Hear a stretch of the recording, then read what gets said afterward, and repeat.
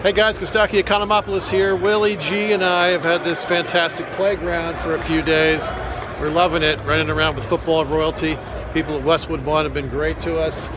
Come check us out at All Pro Lines, and here are some clips, some of our favorite things. Enjoy. Hey, this is Willie G with the Bob and Tom Show with Kostaki Economopoulos here at Radio Row. We're happy to be joined by Hall of Famer Chris Carter. Good morning, Chris. Man, you got a great voice. Thank you very much. Whoa, I got to step it up now. Wait a second. Wait, man, let me get myself together. I was like, oh, man, these guys will be easy. This will be nice and quick. He was like, hey, my name is... Whoa. It's that unintimidating Midwestern broadcaster voice that I'm going for. I like it. Well, thank you so much for joining us today. All he does is catch touchdowns. It's great to see you. Well, thank you. Thanks for having me. We're big fans. So the transition from sports to sports broadcasting, talk to us about that. Well, when I went to Ohio State, I majored in communication. So it was one of the things that I thought that I wanted to do. You know, in college, is like these choices. And my agent did a great job of exposing me, doing a lot of different things, from calling games in Europe, doing things beyond just doing your own radio show or something, the typical standard professional athlete things. So I found that I did like it. I did enjoy expressing my opinion on different subjects. I love football, following the game. It's my favorite thing to be able to do. So yeah, broadcasting was kind of a natural transition for me after having a long career. Nice. You're from, you played at The Ohio State University. Yes. That is not in Cincinnati. Do you have any experience, though, with Cincinnati-style Skyline chili?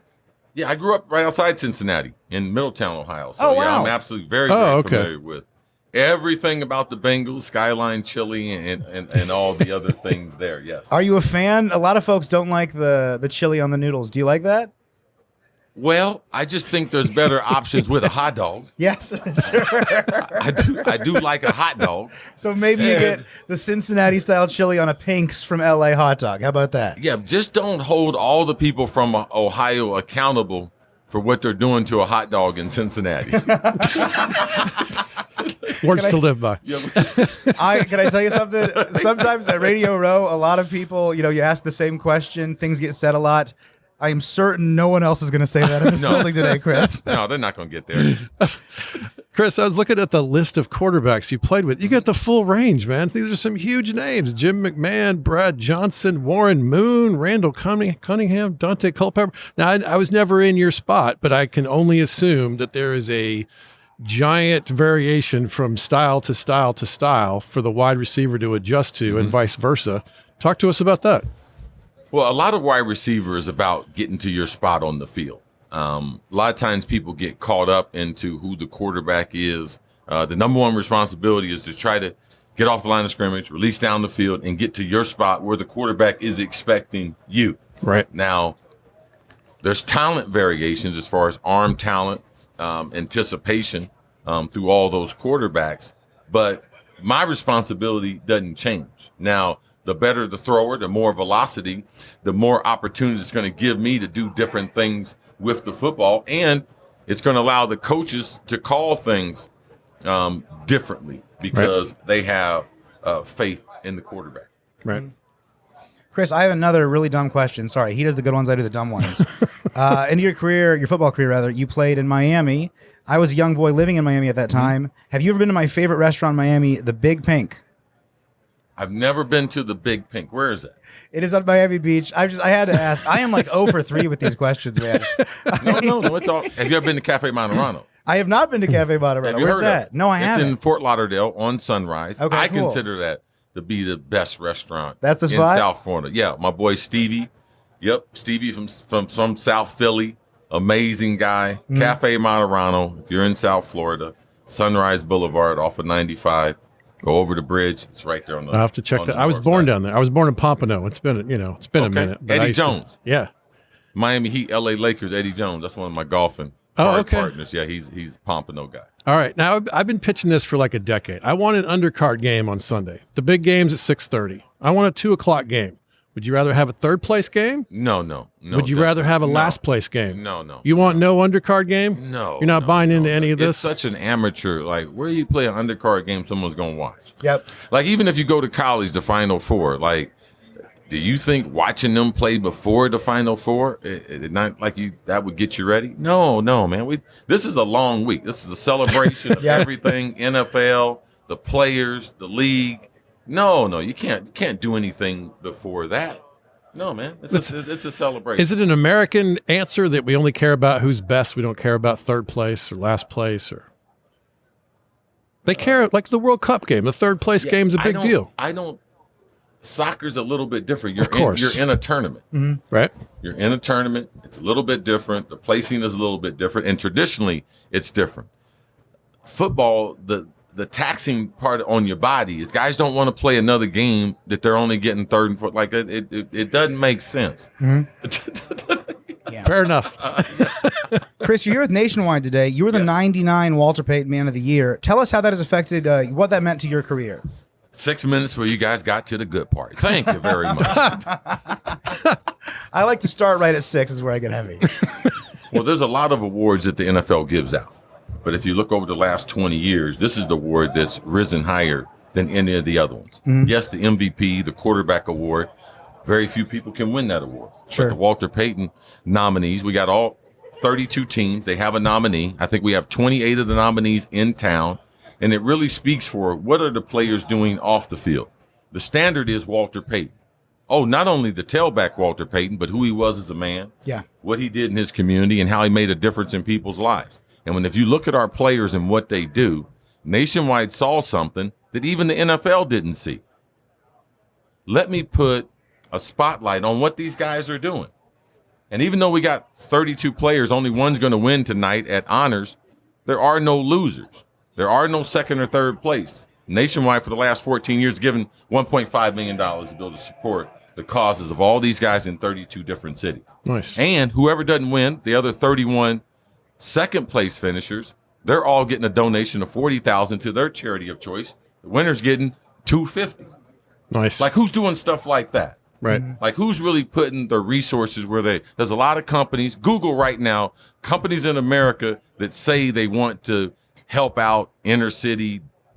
Nationwide's doing. Yeah. And that's why I enjoy talking about our players, because the combination of what our players are doing socially, and I've been telling everybody this, when the world was at its worst the last 2 years, look at Nationwide, look at the players, and look what we were doing. We were at our absolute best. Mm-hmm. Nice. Well, thank you so much for talking to us, Chris. Sorry about the silly questions, and thank you specifically for talking about Nationwide and the Walter Payton Man of the Year Award. No, it's always the right time to do the right thing, and our players at Nationwide, they're doing that. Well, thanks, very man. much. Really appreciate your time. Thanks, guys. Hey, this is Willie Griswold from the Bob and Tom Show here with Costaki, Economopoulos, and Marshall Faulk. Good morning, Marshall. Good morning, guys. I can't believe we were able to sneak you in. How you enjoying LA so far? Oh yeah, having a good time. It's I mean, what was it? 92 last time Super Bowl was in LA. Is that right? I think it was 92. I don't know. That was a year before I was born. Yeah, maybe 92 Rose Bowl. I believe Whitney Houston sang the national anthem. I think I'm right. I think I've seen the video of Whitney Houston singing the national anthem because she was electric. I think she tore the house down. Yeah, I think it's been a long time. So to have it back here in LA, it's been a good week thus far, and I think it's only going to get better. Obviously, we know these two teams in the game, and we have it in a great venue. This is like it's unbelievable. You could not have a better place to showcase stars than in this stadium, SoFi, with the rest of the stars watching in Hollywood. Yeah, man. That's nice. Willie is a longtime Colts fan. So nice, cool. Maybe you'd like to apologize to him about doing your best work after you left the Colts. No. I did good work there too. You did some excellent work there. I did not mean to diminish that. Yeah, and remember this. I mean, players rarely get a chance. Players of my caliber rarely get a chance to leave a team. Yeah, that's right. They actually have to tell you it's time to go. I mean, and listen, I was the only one. They told Peyton it was time for him to go too, and he might be the greatest coach ever. Yeah, well, his neck hurt. Could you imagine looking Peyton in the eyes and going, you know what, buddy? We're actually thinking of moving on. No, but someone did. Yeah. We don't want to talk about that today. We're here to talk with Marshall. I'm sorry. No, you're okay. No. It just came up. Well, no, it's okay. Let's talk about sports betting. You're here with Max and Bets. Yeah. What do you think about the line? Who do you think is going to win? Are you taking the money line with the points? Yeah, I'm going with the Rams. I'm taking the 4, and I think the over. You know, I actually think this is going to be a high scoring game. Both of these defenses, they're opportunistic, bend don't break, and they've made some plays in the playoffs. But these two quarterbacks, they've been sharp. They've been sharp, man. And I just think, it's going to be high scoring, but I'm pulling for the Rams. Sure. Yeah. One thing I like to do is the parlays. So I'm taking the Rams money line. I'm taking Joe Burrow over passing yards. And then I'm bringing in the Winter Olympics. I'm taking South Korean curling -6. That is a nasty team. You gotta look out for them. Thanks for letting me know. I'm gonna have to call my bookie. Yeah, and say, hey, call Max and Bet and put that one down for me. Get it in before the game starts. And then one more thing we want to talk about. You're also here with Drug Free World. Can you just give a few notes about that? Yeah, Drug Free World is more of an organization that we educate people on drugs, not just street drugs, but prescription drugs. And within that education, you go to drugfreeworld.org. We have all type of curriculum and classes that you can take for free to educate you on how to help people in your family. If you didn't grow up around drugs or don't know about drugs, or if you find yourself in a bad way and you need help yourself. That's nice. Can I ask you about fantasy? You were one of the big stars, in the early days of catching the ball, PPR leagues. Everybody loved Marshall Faulk. You were a gift of fantasy. How has that changed? It's really blown up since you played. Yeah. How has that changed the game and the way that we cover the game? Well, it's been huge. It's been huge for the game, and I think what it has done is it's brought relevance to games that normally don't have relevance. Sure. Right. To let's say fans whom and I'm only going to do this like for a long time the Cincinnati Bengals fans, they were good at fantasy football because normally they were only worried about their fantasy football team late in the season. Yep. But now they might not be as good. Well, thank you so much for talking to us today, Marshall. We really appreciate your time. All good, man. Hey, this is Willie Griswold with the Bob and Tom Show here with Costaki, Economopoulos, and Trey Wingo. Good morning, Trey. Good morning. So it's the Bob and Tom Show, and neither of you are Bob and Tom. No, we are not Bob and Tom. I just want to make sure. I want to make sure I'm clear. It's kind of like a Big Ten thing where the branding is more important than the amount of teams. Of course, absolutely. There's like 37 teams in the Big Ten, right? No? That's sort of the sports way to talk about it. So, Trey, let's get to it. We're going to talk about prop bets today. Mm-hmm. Is there any prop bet that you think looks great for the bettors out there? Well, listen, first of all, thank you for having me on and talking about the Caesar Sportsbook and the prop bets there. They put together over 2,000 props, which is really fun. There's a couple of them that I really, really like. One of them historically could pay off on Super Bowl Sunday. We haven't had a safety in the Super Bowl since Super Bowl 48. And for those that may remember, that was the first snap from scrimmage over the head of Peyton Manning at MetLife Stadium. Sean Moreno covered it up in the end zone. And the Broncos never recovered, losing 43-8. That's the longest stretch in Super Bowl history we've gone without a safety in the game. So it's plus 800. Mm-hmm. So it's a potentially low risk, high reward bet. I like that one. The other one that's always fun. I love that. Yeah.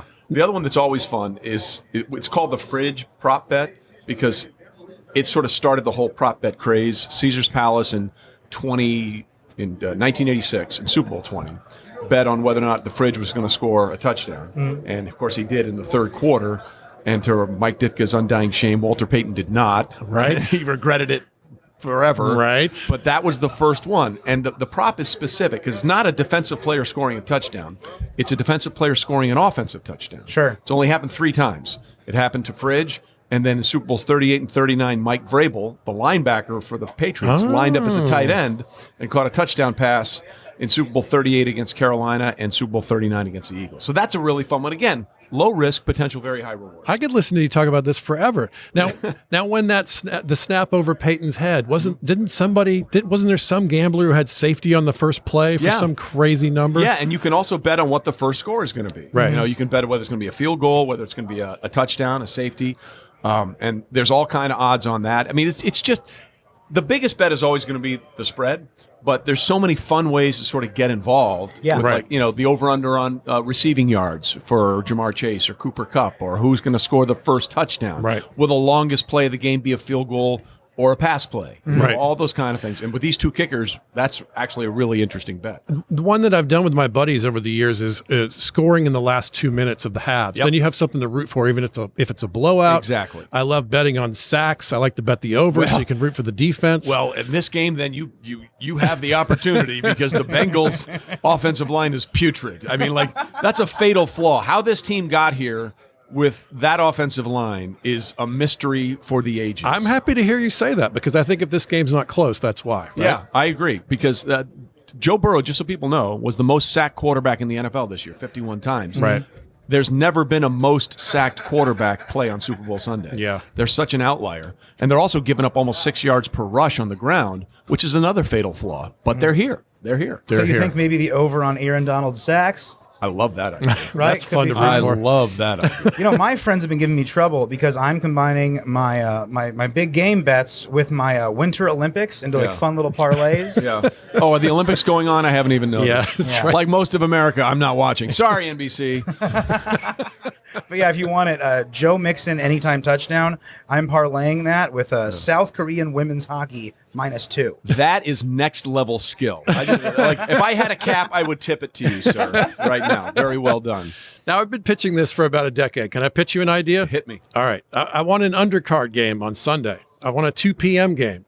Yeah. You want third place, Chiefs, Niners, or would you prefer last place, winner gets the first pick in the draft? Absolutely the latter. Okay. Because there is no chance that that other game will ever happen. Because those teams are so depressed right now. Yeah, that's right. Yeah.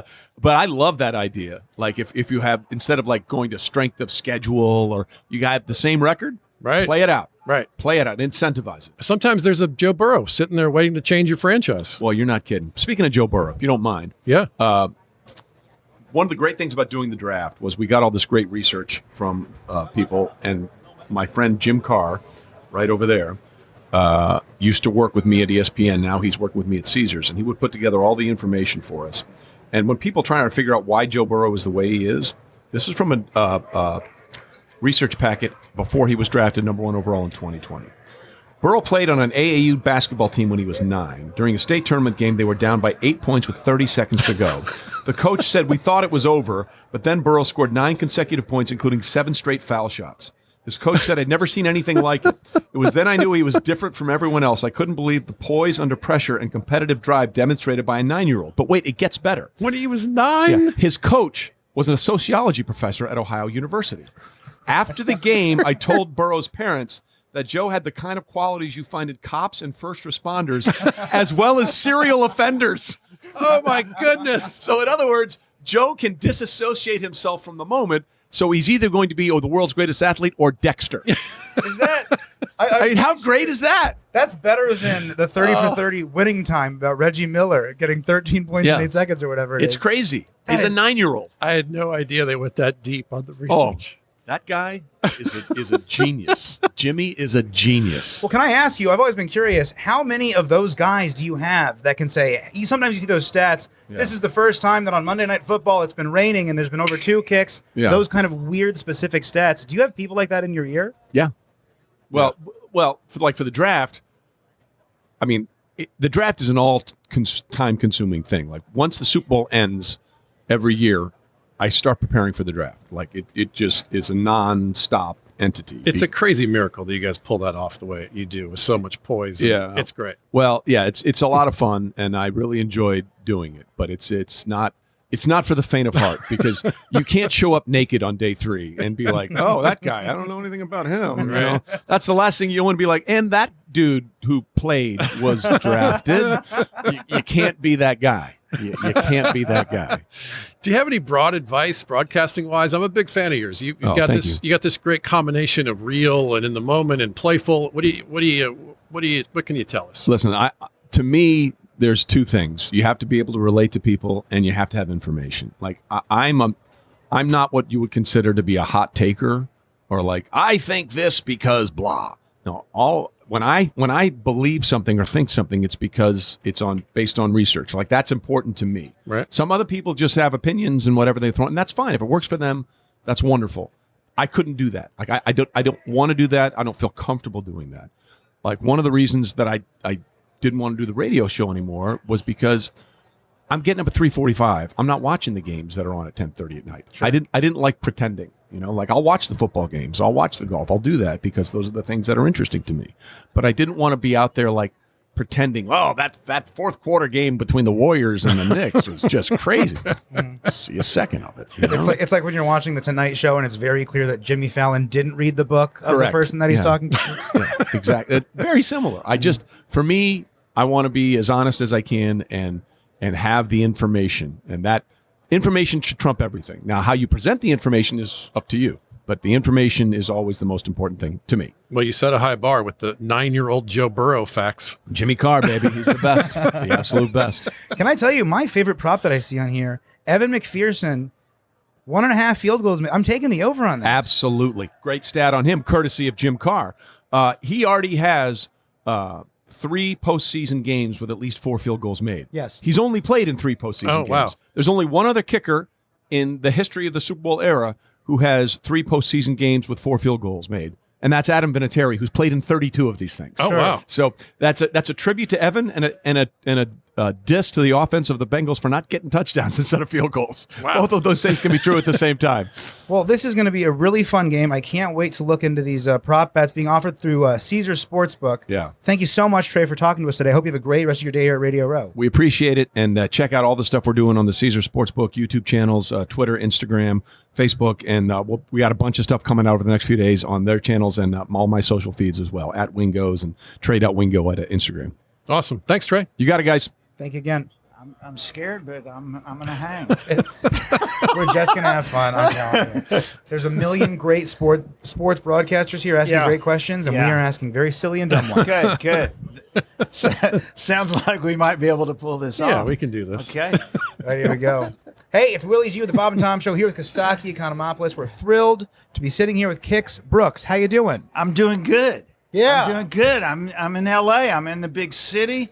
Out of the hillbilly nonsense, and what are y'all doing here? You going to the game or what? We're just hanging out. We're No, talking. We came to talk to all of you stars, all of the football characters, and be a part of the scene. We're thrilled. We're loving it. How are you enjoying it? But y'all are like rockers, right?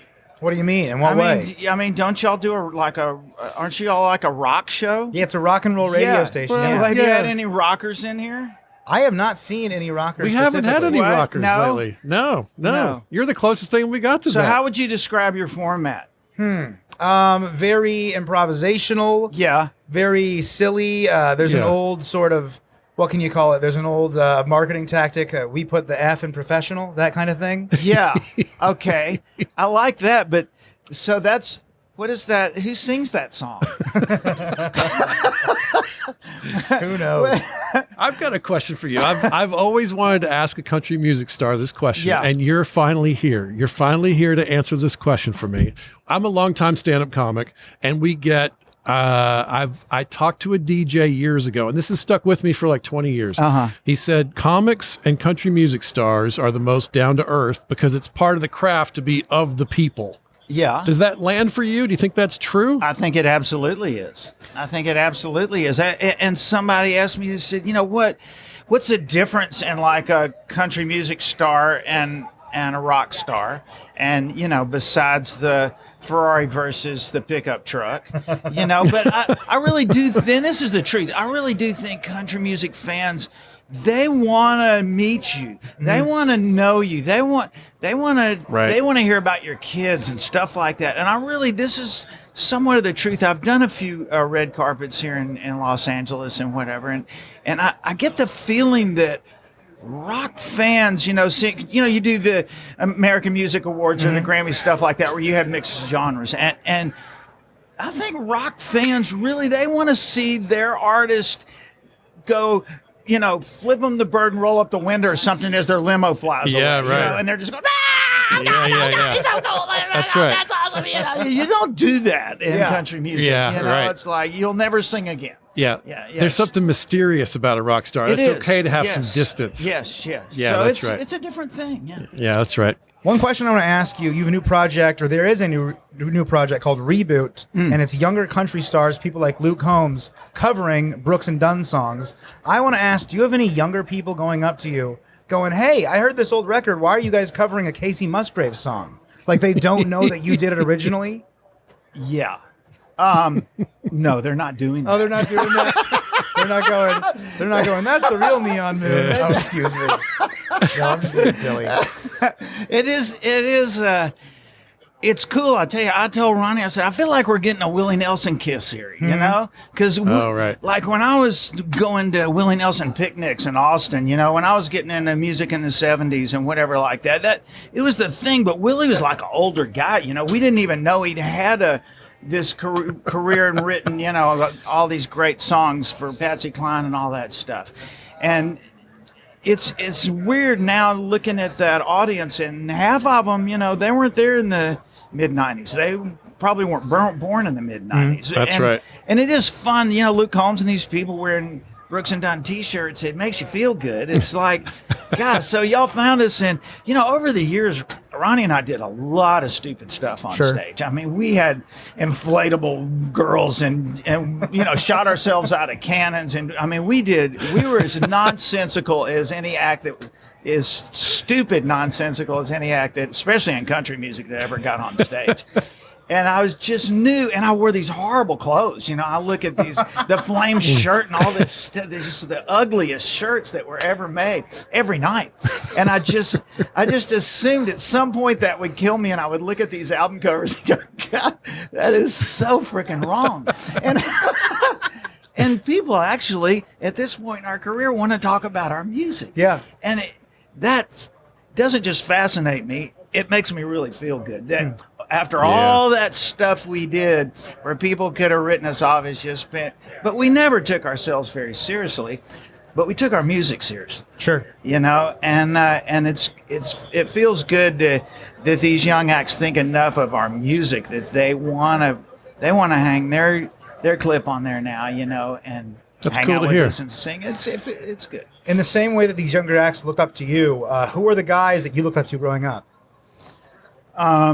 Cash, you know, Sure. I'm from Shreveport, Louisiana, which is Austin had all the cool music for me. You know, that's what, when I went to Nashville, it was because Guy Clark had moved there, because, you know, sometimes Texas and even that part of Louisiana, it's not so much like the East Coast country music. It didn't come out of West Virginia and all that. You know, it's kind of a different vibe. Okay. And especially the songwriting part of it. And, you know, Willie Nelson was influenced. Hank Williams Sr., you know, actually lived right down the street. He was married to Johnny Horton's widow, like literally 2 blocks from me. My first show ever when I was 12 years old was in Johnny Horton's carport because his daughter was my age, you know. And Wow. So yeah, all those guys. But once I got into college, you know, it was Allman Brothers and Stones, and I was Right. totally into rock music, but writing country songs, which is why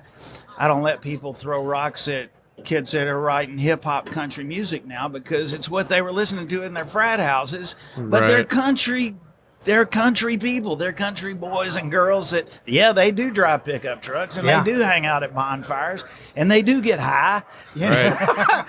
And they sing about it, and they're like, shut up, I don't care. They like any 20-somethings that are not intimidated by what they like, Right. you know? This is great. All right. What's made more people cry? The song Neon Moon or the Atlanta Falcons? Oh, I hope the Falcons. I could answer that. You know, Yes, the Falcons the is thing the that answer. amazes me, I'm so sick of, it's like every week somebody's like, oh my God, oh Neon, we fell in love, and Neon, we were on the dance floor and she was looking right in my eyes. I'm like, it's going to be our wedding song. I'm like, do you know this is a song about a drunk in the corner of a bar? I mean, we need a therapist to help people that are so confused about never mind. That's great. That is lovely. Well, thank you so much for talking to Kix Brooks. We appreciate you talking to us. Do you want to talk I a little bit appreciate about you talking to me. a little bit about Country Countdown? Anything you want to say? Yeah, there's 30 songs on there, and we start at 30 and we make it all the way to number 1. Good Lord willing. Well, thank you for being Yeah. professional and likable. It's been lovely give him talking this to you. thing. We said Yeah, music. what did I and- win? Would you mind reading a joke for us? Sure. We're putting together a thing with people reading a joke here and there. Okay. Tom Brady's stepping away from football to spend more time with carbs. Woo! We're calling it there. Thank you very much, Kix Brooks. It's been an honor. Hey, this is Willie G with the Bob and Tom Show here with Costaki Economopoulos at Radio Row. We're joined by Gregory Rousseau. Good morning, Greg. How you doing? Doing good. How you guys doing? Good, man. Thanks for being here. And by the way, make sure you kind of ride that mic a little bit. Get real close. Okay. We want to hear you. For sure. So, Better? yeah, no, you're perfect. You're doing great. Yeah. The one thing I want to ask you about. You don't want to aggravate defensive end. Oh, no. Yeah, I don't want to Come get right You're at you. good, you're good. I don't want to get sacked behind the line of scrimmage. I'm terrified. Quarterback. Y'all not running backs either. So we're good. I mean, could you imagine if I was an NFL running back? That would be a terrible team. Okay, let's get into this. What role do you think defense is going to play in this Super Bowl? I think it's going to play a huge role. You know, you saw it in both the championship games with 49ers versus the 49ers versus the Rams, and also the Chiefs versus Bengals game. Just the defenses coming up making huge plays. Right. And none of those games are really too like crazy high scoring. So I feel like it's going to be a big deal. I feel like especially the Bengals defense is pretty slept on, but they got some real good players. You know, Hendrickson, Jesse Bates in the back end, so Eli Apple. So it's gonna be fun to watch. Now, what about the other side? Because it feels to me, as a relatively casual observer, that the Rams defense is Yeah. going to be, you know, Yeah, a Ramsey- tough assignment for the offensive line for the Bengals. For sure. But I feel like at the same time, I feel like Joe Burrow, he's really resilient. So I feel like even though, you know, he got sacked 9 times in that game Right. in the divisional round, but still found a way to win. So really keeps his composure. I think it's going to be a great game. I'm super excited for it. Yeah, man. Yeah. To get away from this Sunday a little bit, you play for the Bills. Do you want to talk about the Bills Mafia, your fan base? Yeah, I mean, they're the best around. They're just different. Come out there any weather. It's so cold in Buffalo. You know, they're coming there with no shirts on at all. So it's awesome. You know, they really inspire us, and we couldn't do it without them every week. So they're the best What about fans you? in the You league. played in Miami. That's quite a shift. Yeah, it's like the exact opposite. Like, it's a complete 180. So I mean, it was fun though for sure. You know, just I feel like at first worrying about it, it's like, oh man, it's gonna be cold. But when you get out there and you got 10 other people on the field with you, and none of them are wearing sleeves or whatever, it's like, yeah, this is easy. If they could do it, I could do it. So I realized pretty quickly that it's not that bad because you know you're having fun out there. You know, I like it. yeah. Do you ever want to like do the crazy stuff like jump on a table like the fans do, Yeah. like light something on fire like the fans? I don't know. At some point, for sure. After we win the Super Bowl, That is, when you win the Super Bowl, we Yeah. got to get just a series of tables out Tables there. being You all broken. jump Yeah. and break Yeah. one. Yeah, that's a good celebration. They shatter, and then you can auction off the pieces to members of the Bills Mafia. How about that? yeah, that's a good idea. Now, you guys were the victims of the frustrating thing for the fans. You didn't get a chance to touch the ball in the overtime. Do you want to talk to Yeah. us about that? Yeah, I mean the rules are the rules. I wish we did more regulation, you know, just holding them on that last drive. But yeah, it is a shame when you have, you know, 2 quarterbacks playing well. Right. And both of them don't get a chance. That's why I like the college rules because, you know, both teams Yes. get a chance to go at it. No Thank team you. wins the game outright. Just steal the college rules. College literally. football overtime is one of the Literally. greatest things in sports. Bro, I played in it a few times. It's so fun. It's perfect. You know, it's fair. It's fair. Right. It's Yeah. fair. And it flip flops and they eventually make you go Exactly. for 2. And there's so much to it. It's great. Exactly. Yeah, there's a lot of with the 2-point conversions, there's a lot of added drama. So it's super exciting. Like heart will be racing. It's all on one play. It's fun. Right. Real quick, can you tell us about Hang? Yeah, so Hang's having this virtual watch party. I'm going to be there with Andre Reed, for the Bills legend. Oh, yeah. Also Trayvon Diggs, Debo Samuel. So we're just going to be watching, enjoying Nice. the game. And the link's in my bio if you guys want to tune in. It's going to be a really fun time. So I encourage it. Okay, cool. Excellent. Now, really quick, we were talking in football season. I'm sure you take care of yourself, you eat right. When it's the off season, first day of the off season, what is your like fat guy meal? What is your yeah. cut loose? Oh, he knows. He has it in his head. For sure. Definitely Shake Shack in South Florida. Love Shake Shack. And also there's some places called these fish fry and also chicken fried places called Hooks and Snappers in South Florida. And they're Okay. really, really good. Yeah. I don't know that, but I'm a big fan of Shake Shack. Yeah, Shake Oh, Shack's amazing. Yeah. That's one of my guilty meals in that's- an airport somewhere. Double burger. Yeah. This is off topic, but I happened to have a really bad food week the last time I went to the doctor, and he goes, "How many cheeseburgers do you have this week?" I go, "I had 5. I can't talk about it." They opened up a Shake Shack down the road. I can't stop myself. They messed up. Yeah. What are you gonna do? We're talking to guys with 5 touchdowns in their high school games. Willie's got 5 cheeseburgers in a week. We're talking with Gregory Rousseau here at Radio Row. You're in LA. When you're out here, are you more of like a vegan place guy or like a taco truck guy? I'd say like taco truck. For sure. I feel like the food's just great out here. You know, love it. And also In-N-Out Burger. I'm gonna go there a few times. I want to hit In-N-Out before I leave. I want to hit Fat Burger before I leave. I've heard of that. It's so funny because I'm here for work, but all I want to do is just drive around LA, get Ubers, and get food spots. You got to go to Literally. Baja Fresh. That's the go-to like fast food Mexican, but it's really good. Okay. Yeah. Baja Fresh. Yeah. to take you'll things. thank me. Oh, sorry. To take things back to this Sunday. Who do you think's going to win? I think the Bengals are gonna win. Yeah. Yeah, Really? I'm going with the Bengals. Yeah, I feel like. I mean, it's more fun just rooting for the underdog or the team. They Right. don't think it's gonna win, but also I feel like they're not that much of an underdog. Like they're less Right. of underdogs than people think they are because it is a pretty good team. I think. I also do think that Cincinnati is going to win, but we had to send it back in a work email who we thought was going to win. And I went with LA because it's way easier to spell than Cincinnati. True, that's fair. Much easier to spell. Well, Hey, Greg, thank you so much for hanging out with us today. We Sure. really appreciate you. Give 'em the Real joke. quick, we're comics, we're comedians. Would you mind reading this joke for us just right into the mic there? Yeah, for sure. Here we go. For the 13th year in a row, Stafford is home for the Super Bowl. Oh, that's a good one. There we go. good one. We got it. That was a good one. Well, thank you so much for joining us. We appreciate you, man. Thanks, For Greg. sure, for sure. Hey, this is Willie G with the Bob and Tom Show. We're here with Austin Ekeler. Austin, how you doing this morning? I'm doing great, man. Thanks for having me on. It's great to see you, man. We're big fans. You had a hell of a year. I appreciate that. Yeah, it was wild, that's for sure. Ups and downs all over the place. Good for you, man. We're excited. I got a question off the top. I listened to a fantasy footballers interview you did preseason, and you actually said a few times, they were asking you about red zone carries, right? And you were saying you were very diplomatic, and you said players play, coaches coach. You were kind of saying you think the coaches are going to pick the big body guys to plunge into the end zone, and then you ended up with a ton of red zone carries. So what happened? Did you convince them?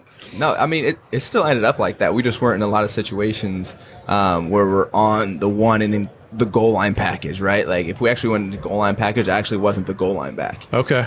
So if we stayed in spread and we're on the 1 yard line, okay, I'm still going to be in the game. So there's still some coaches coach, players play where like, hey, I'm not going to be in. They were cramming it down their throat kind of play. Yeah. Right. Yeah. And you scored a lot from, say, the 11. You didn't have to get in so tight all the Exactly. time. Yeah. Right. If you score from further out, then boom, it's easier. Yeah, good for you. Can I say, that is the coolest thing I've ever heard. If you score from the 11, you don't have to worry about the goal line. That's awesome. Right. I want to ask you a question about your preparation. I see you online on your Instagram. You're constantly working out, putting up numbers on the bench. I have a little joke for you if you want it. Is this okay? Yeah, let's Can see you what please you got. ask me how much I bench?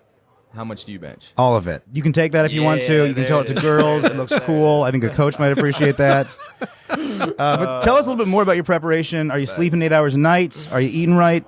Yeah, so in my preparation, especially during the season, it's pretty heavily reliant on a routine. I feel like we all have a routine, right? And sleep is one of the most important parts of that routine, just because that's going to set off how you feel the rest of the day. If you're going to be tired because you didn't get enough, or you feel rejuvenated because you got the proper amount.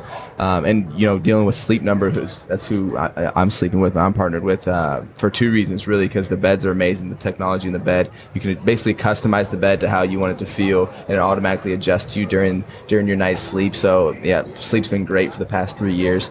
And then also it's really cool to see the data that's pulled from Sleep Number. So like after the season, I'll go back and look at my sleep data with a sleep expert, and I was able to see during the year when I actually hurt my ankle and had to start going to treatment earlier, and like my duration, my sleep wasn't as great. And then when I started to recover, I could see my sleep coming back as far as me getting my normal routine going again. And actually 2 of my best sleep nights were correlated with a couple of my better games on prime time. So yeah, it was great. That's interesting. All right. I mean, it keeps going on, right? Sleep Number is more than just a company that puts out beds. They're more of like a purpose company, right? They've donated to my foundation. We've done some stuff in the community to give back. So they're really trying to give all around better resources and better energy to just communities. How can Sleep Number help me when I'm the father of a toddler in a pandemic? She comes and wakes me up Definitely at get 4 one, a.m. right? Yeah. Right? Well, for you to be able to fall back asleep, you definitely want it. Well, before we move on, I want to say that Sleep Number is a company with a purpose, and they're helping Austin fulfill his purpose too. And thanks to Sleep Number, they're donating $5,000 to Austin and his foundation, the Austin Ekeler Foundation. Awesome. Yeah. I got a question for you. You're an undrafted free agent. Yes, indeed. And so you're the perfect person to ask something that I've always wondered as a casual fan. Why do some of the hype guys who come into the league sort of fade away? And why are some of the lesser known guys, why do they rise so much? Is there something you can put your finger on? Is there a personality type? Is there work ethic? Is it system? Is it Mindset. girl trouble? Mindset. It's all head stuff? It's all in your mind. It's all in the mind, right? Because the mind controls so much. But I'll start out with just your work ethic, right? In my situation, I was 6th string. No one expected me to make the team. I was like a camp body, kind of what they say. Right. So there was no expectations for me. So I had to prove everyone that I deserved to be here. I had to make it happen. And that's what's gotten me to the point where I had an opportunity. And that's what's also given me the opportunity to be in the NFL and what gives me opportunities today, because I continue to have that same mindset and apply it over and over, because I want to see how far I can really take this. Right. And my mindset doesn't change. I just think, it's not just like first rounder people that, come in and get drafted and get a lump sum of money, but it's everyone. It's like, how do you keep your mindset consistent? Because there's also the flip side where there's been first round picks that have taken off, right? And had amazing careers. But it really comes down to back to the mind and like what you see out of this, and if you're getting distracted, if you're staying focused, because we're all human, we all have distractions in life, ups, downs, all of it. And right. If the people that I've seen, that's why I'm really excited about our quarterback Justin Herbert, that stay consistent with their mindset and really love the game and the process, are the guys that really continue to go and have those long careers and have a lot of success. Right. What percentage of your interaction with fans is fantasy related? Ooh, I would say 60%. Is that high? It's high. Yeah. Fantasy, oh my God. Like I love fantasy football. Like not necessarily because of like I love playing the game, but I love what it does for the community. It brings people that aren't even fans of the Chargers, right? Right. But they're fans of other teams, but they know who I am. That's part of the reason I know. It's amazing. Yeah. Right. It's amazing. I love right. that concept. So I want to ask you kind of a silly question. My fantasy team name was Von Miller High Life. What is the best Austin Ekeler team name that you've heard? A pun, maybe? I thought of On Hands on Deckler. It's not that good. Odd Hands on Deckler. Oh, Wow. I like that. Yeah, it's not good. It's not bad, I don't know. Actually, I haven't asked the community. Mine's always been the Fighting Ecklers. That's very cool. That's mine. I don't know. That's the team name of all mine, the Fighting Ecklers. You're kind of becoming the face of fantasy in some ways, right? I've just embraced it. Right. It gets a bad rap because, toxicity speaks louder than, positivity. Right. And so that's the things that makes the headlines. But there's so much good in the fantasy community as far as people supporting people that I think players we should take more advantage of, because it creates more of a fan base and a community around ourselves. Right. Now, you're from this younger generation that kind of grew up with fantasy. You also grew up with Madden. I saw on your Instagram you're goofing around with a VR headset. Is gaming is VR stuff a part of your actual workouts? Does Madden affect the way that you understand the game and even play or prep for the game? So yeah, I played games for as long as I can remember. I don't know, it's just kind of my way. I grew up on a ranch, and so it was just me and my little brother who's 7 years younger, and that was like our way to have some fun and chill out. But yeah, it's been a way that I've also been able to connect to people. But like VR, Madden, stuff like that, it's just casual. It's not It's not anything I'm doing like super like competitive. And Madden, I don't really play Madden anymore. But everyone asks me like, oh, do you care about your Madden rating? Like, not really. It's cool to see yourself in a video game. I love that aspect, but like, I don't know. My rating is what it is. I can't control it. But it must have ticked up every year the last few years, right? I mean, I would assume, but that's why I don't get caught up in it. Because if it didn't, I'm not going to get mad. Like, oh, they should have. Like it is what it is. Right. Who was your team when you were a kid? So I didn't actually watch the NFL growing up. Like I said, I grew up on a ranch, and so I was big into the cowboy life, into the ranch life. And then as I got older, got into more mainstream sports, and then I didn't watch the NFL till like my junior year of college, when I was like, I might have a chance to, go and play. Oh, that's interesting. So fun fact about Austin. Yeah, that's really unusual. To be a bull rider. Yeah. So why not pardon the expression, why not one of the big premier colleges? What happened along the way? Man, coming out of high school, I had an amazing senior year, solid junior year too. I had like 43 touchdowns, averaged like 11 yards a carry, like just 5 touchdowns a game, right? Like I was doing everything that I possibly could to show that I'm dominant at the high school level. Right. I went to a smaller school, but it's like, okay, what do you have to do if you go to a smaller school? You got to dominate, and I did. And right. So the colleges and the university that were coming to me, they were all Division IIs. I had 0 Division I's or Division I AA's come to me. I had one that was like, hey, we'll take you as a preferred walk-on and maybe just switch you to corner. And I was like, I don't want to play corner. I want to play running back. That's what I know. That's what I've always done. I want to stay true to that. And so I had one school come to me. That was Western Colorado University. I was like, hey, man, we want you to play running back. And I was like, boom, sign the line. Wow. Yeah. It's a great story, man. Yeah. So I just stayed true to myself. I basically just bet on myself. Like, I want to do what I want to do as far as the position and playing football. Right. Well, Austin, thank you for talking to us. We want to thank the great work you're doing with the Austin Ekeler Foundation and the work you're doing with Sleep Number. Yeah, thank you again for talking to us. And guys, make sure you follow Austin on Twitter and Instagram. It's very fun. It's a really fun peek behind the corner. Yeah, absolutely. I like to give, some backstory, right? Some behind the scenes, because people always see us on Sundays, right? But there's so much more substance that builds up to that. So, yeah. It's cool when you have the helmet on. It's cool to see your face and see that you're not. It's very funny to see like an intimidating football player just be a regular guy goofing in a VR headset. Right, exactly. Right. We're people, too. When I wear a VR headset, I look like a moron. And you are swinging your arms around, but it looks kind of controlled and cool. Aesthetically, it's not the best. But when you're in the virtual world, it doesn't matter. You pull it off, man. Thanks for talking to us. Appreciate you. Thanks for having me on, boys. All the best, man. Awesome. Willie G with the Bob and Tom Show with Costaki Economopoulos, and I'm thrilled because we are here with Tyler Lockett. Tyler, how you doing this morning? Man, I'm doing real good, man. Just blessed to be here. How you doing? Doing Good. great, man. Tyler Lockett, man, you're a big star in the NFL. Let's open with this. What percentage of fan interaction with you is fantasy oriented? Probably 99.5%. Is it really that yeah. big? Oh my goodness. Do people send you screenshots of their cool fantasy names with you in it, like maybe Lock It Up? I don't know what it could be, but we could have...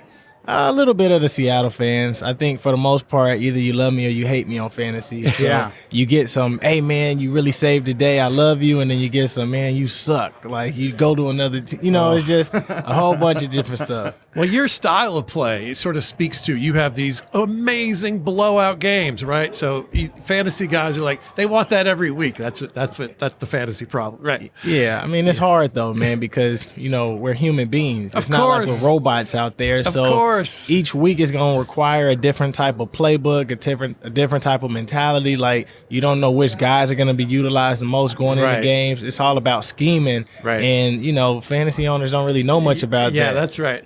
Apologies for that cohort. Yes, I'm sorry. I'm sorry about that. I want to ask you this because you're sort of known as being a very easygoing guy. And there's a little bit of reputation that wide receivers have for having a higher proportion of divas in that field. Is that true? Is that fair?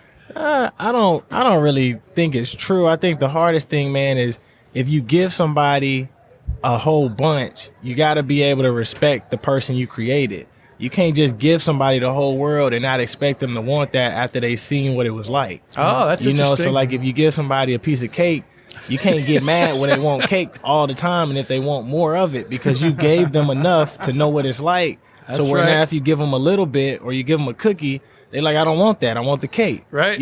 So I think that's what it's like because when you look at us as receivers, we're the ones that's running with the ball. We're the ones that's catching the ball. Like you still have running backs and tight ends that do it as much, but a lot of the receivers are the ones that get highlighted the most. So they're the ones that, it's all eyes on them. So, I think that's the biggest thing when it comes to that. I wouldn't call us divas. I would just say that it's hard not to be able to speak out for what you want to see and what you want after being able to get a taste of it. Right. Yeah, that's a good answer. And the nature of the craft is that you're dependent upon getting the ball thrown to you. So Right. it sort of lends itself to being not thrilled about some certain, play calls. I got you. Tyler, you're going to get a lot of really great questions today from really good analysts. I'm going to ask you a very dumb thing that I'm certain no one else is going to ask you today. Your Seahawks had a win over my Colts to start the season. And can I tell you, it was just really a bummer for me personally. And I know you were at work. I know it wasn't personal. But would you mind just a personal apology to me, a Colts fan, just for beating my team? Well, I apologize that you're not a Seahawks fan. Thank you very much. That is Then the it would have best. been a lot easier to enjoy the game if that was the case. That was not the request.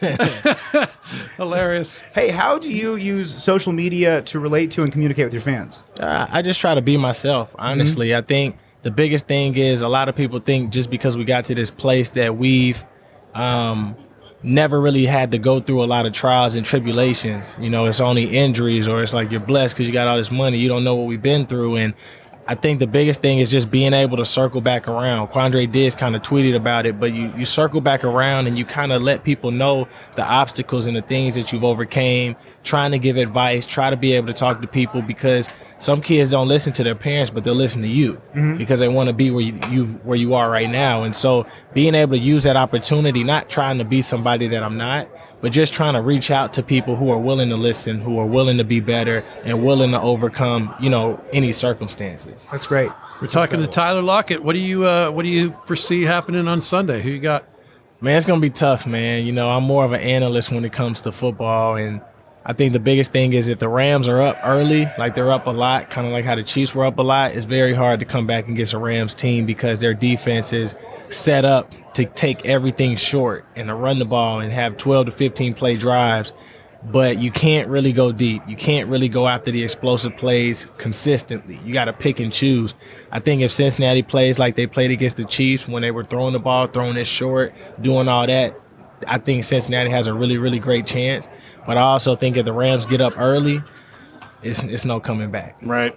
Tyler, one thing I want to talk about is the website, bwhi.org. Can you tell us a little bit about that? Yeah, so I mean, it's Black Women's Health Imperative, and I think the biggest thing that I want everybody to understand that are women is just the importance of being able to get checked up. Yeah. You know, if I can be able to say anything about football and being able to use this as an analogy, in football, you can go to many different teams. You can play on many different plays. You can have many different coaches, many different teammates. But the one thing is you only get one body. And you got to be able to take care of your body, whether it's eating, drinking, sleeping right, all those different types of things. They tell us in football, you know, what you eat has an effect on your body. You know, what you drink has an effect on your body. Even the mental side of it has an effect on your body. And so just when it comes to women, I just want them to be able to recognize the importance of being able to nurture their body and take care of their bodies and to love their bodies so that way they can be able to live as long as possible because we only get one life in this body that we have. And so it's very important to function the way that we want to function. We have to be able to take care of it at this moment. Yeah, that's incredible. I want to make sure I direct our listeners to bwhi.org so you can check that out. If I can go back to kind of a stupid, dumb thing. You say you're taking care of your body, you're putting in good foods, I'd imagine. First day of the off season, what is your go-to kind of just like big guy meal? You're done with it. Nachos? Are you going to a taco truck? What's happening? You know, I think the biggest thing is I'm open. Yeah. So I'll go to barbecue. Sure. You know, I was just out here, you know, yesterday we went to Soul's, the Mexican restaurant. So we went there and ate and I got some really good taquitos. It just depends. I think the biggest thing is that I'm not stuck on one thing. I'll go try some new food trucks or some new restaurants that I haven't tried before. But the biggest thing is I want to be better at eating more plant-based stuff. Yeah. But also just being able to be healthier overall. Mm-hmm. Awesome. It's great to talk to you, man. Let's ask you a couple goofy ones. What was your last Google search? My last Google search was probably my name. Really? How did it work out for you? You know, you see some good stuff, you see some bad stuff, but I think everybody has that problem. You want to see what everybody's saying if you haven't heard anything. I've done that. Yeah, I'm guilty of that. Do you like let it suggest where it's like Tyler Lockett net worth and you're like, wait a second, how much should I have? I actually clicked that like a couple days ago and I saw what somebody said and I was just like, well, you know, I'm in real estate right now and I'm learning like, you know, net worth and stuff. And I'm just kind of like, I don't know if that works with how I'm learning real estate, but hey, you know, it's just a blessing to even, you know, for people to even talk about it, I guess. That's incredible, man. Our boss at home is obsessed with the Manning brothers. Over/under on Manning brothers appearances in Super Bowl ads. I would probably say over. Yeah, Over? You know, I'm not a bettor though. Sure. No, good for you. Yeah, I think it's going to be a handful for sure. Do you get a kick out of the commercials? Oh yeah, I always look forward to the commercials. Do you have any favorites from the past that you can remember off the top of your head? One of the ones that literally came to my head it was a couple years ago. It was the one whenever it was with Doritos, and I think it was when the guy was in the kitchen eating the Doritos, and then the dog seen it, and so he tried to run and go get it, and then he ran into the window. That is so fun. Well, thank you so much for talking to us, Tyler. And everybody, please go check out bwhi.org. Support this organization. We appreciate you talking to us. Hope you have a great day here at Radio Row. We're big fans, man. Keep up the good work. I appreciate It's fun watching it. you. Thank you. Y'all would be good. Tyler Lockett, everybody. Hey, this is Willie G with the Bob and Tom Show here with Najee Harris. How are you doing this morning? Good, man. How are you guys? Doing great. Good to see you, man. We're big fans. How you saying that one more time? Kostaki. Kostaki. That's my guy right here. Kostaki Economopoulos has got the biggest name in show business. Yes, sir. You had a hell of a year, man. Congratulations. Appreciate that, man. I did the best I can. It's you're fun to watch too. What percentage of interactions with fans are about fantasy right now? Are they going bananas for you? Well, good and bad, I guess. Sure. I didn't even know nothing about fantasy until this past year. Right. They make it known, though. Yeah, they make it known. I Make a lot apologize for the downside of that. You kind of think about winning a game or not. You know what I mean? You know what I mean? He's kind of like, what is going on? You would think that's the most important statistic You in would think football, so, is too, the wins right? and losses, right? Like, did I do the right thing? Now, I was very impressed to see that you finished as the all-time leader of the Crimson Tide in rushing yards, Can't say scrimmage it, huh? yards. Georgia people. I know, right? And Hard to say total it. touchdowns. This is. I mean, it's running back you, and you're at the top of the pile. This is the team that had Derrick Henry on it. Yeah, I mean, it took Derek probably 1 year though. It took me about 2. So Derek's good though. But yeah, you know, I don't know, man. Just always have a good team at Alabama. You know, everybody's all on the same page of winning. So I didn't really notice all that until, like, you know, they kept posting about it though. But yeah, man, shout out to the O-line. How does it feel when you when you see your old Alabama teammates in the NFL? Because it seems like every team's got at least one guy. Is it? Do you guys reminisce about college at all, or is it kind of business? We got to worry about the game today. Well, yeah. After the game, you know, I mean, when the game's over with, then we always chop it up. Especially people who I came out with, like Pack and Smitty and Mac and all them boys, Waddle, Wood, Jed. So I played Jed. You know, he plays for the Browns. I played him twice, and every time, you know, they got a lot of guys over there: Mac Wilson, Ronnie Harrison. Sure. You know, but it's just so many people, and you know, it feels like a little family reunion every time that we go and we see each other, exchange jerseys and stuff like that. And then not only that, but when we go back to Alabama, we see each other again. So, you know, it's like a little family reunion. Mm-hmm. That's cool, man. Does it go the other way too? Does some of the rivalries remain? Like you see a guy from Clemson or whatever, you give him a hard time? Yeah. Yeah. I mean, okay. So we played the Bengals twice this year. But you know, they got Jamar and Joe. Yeah.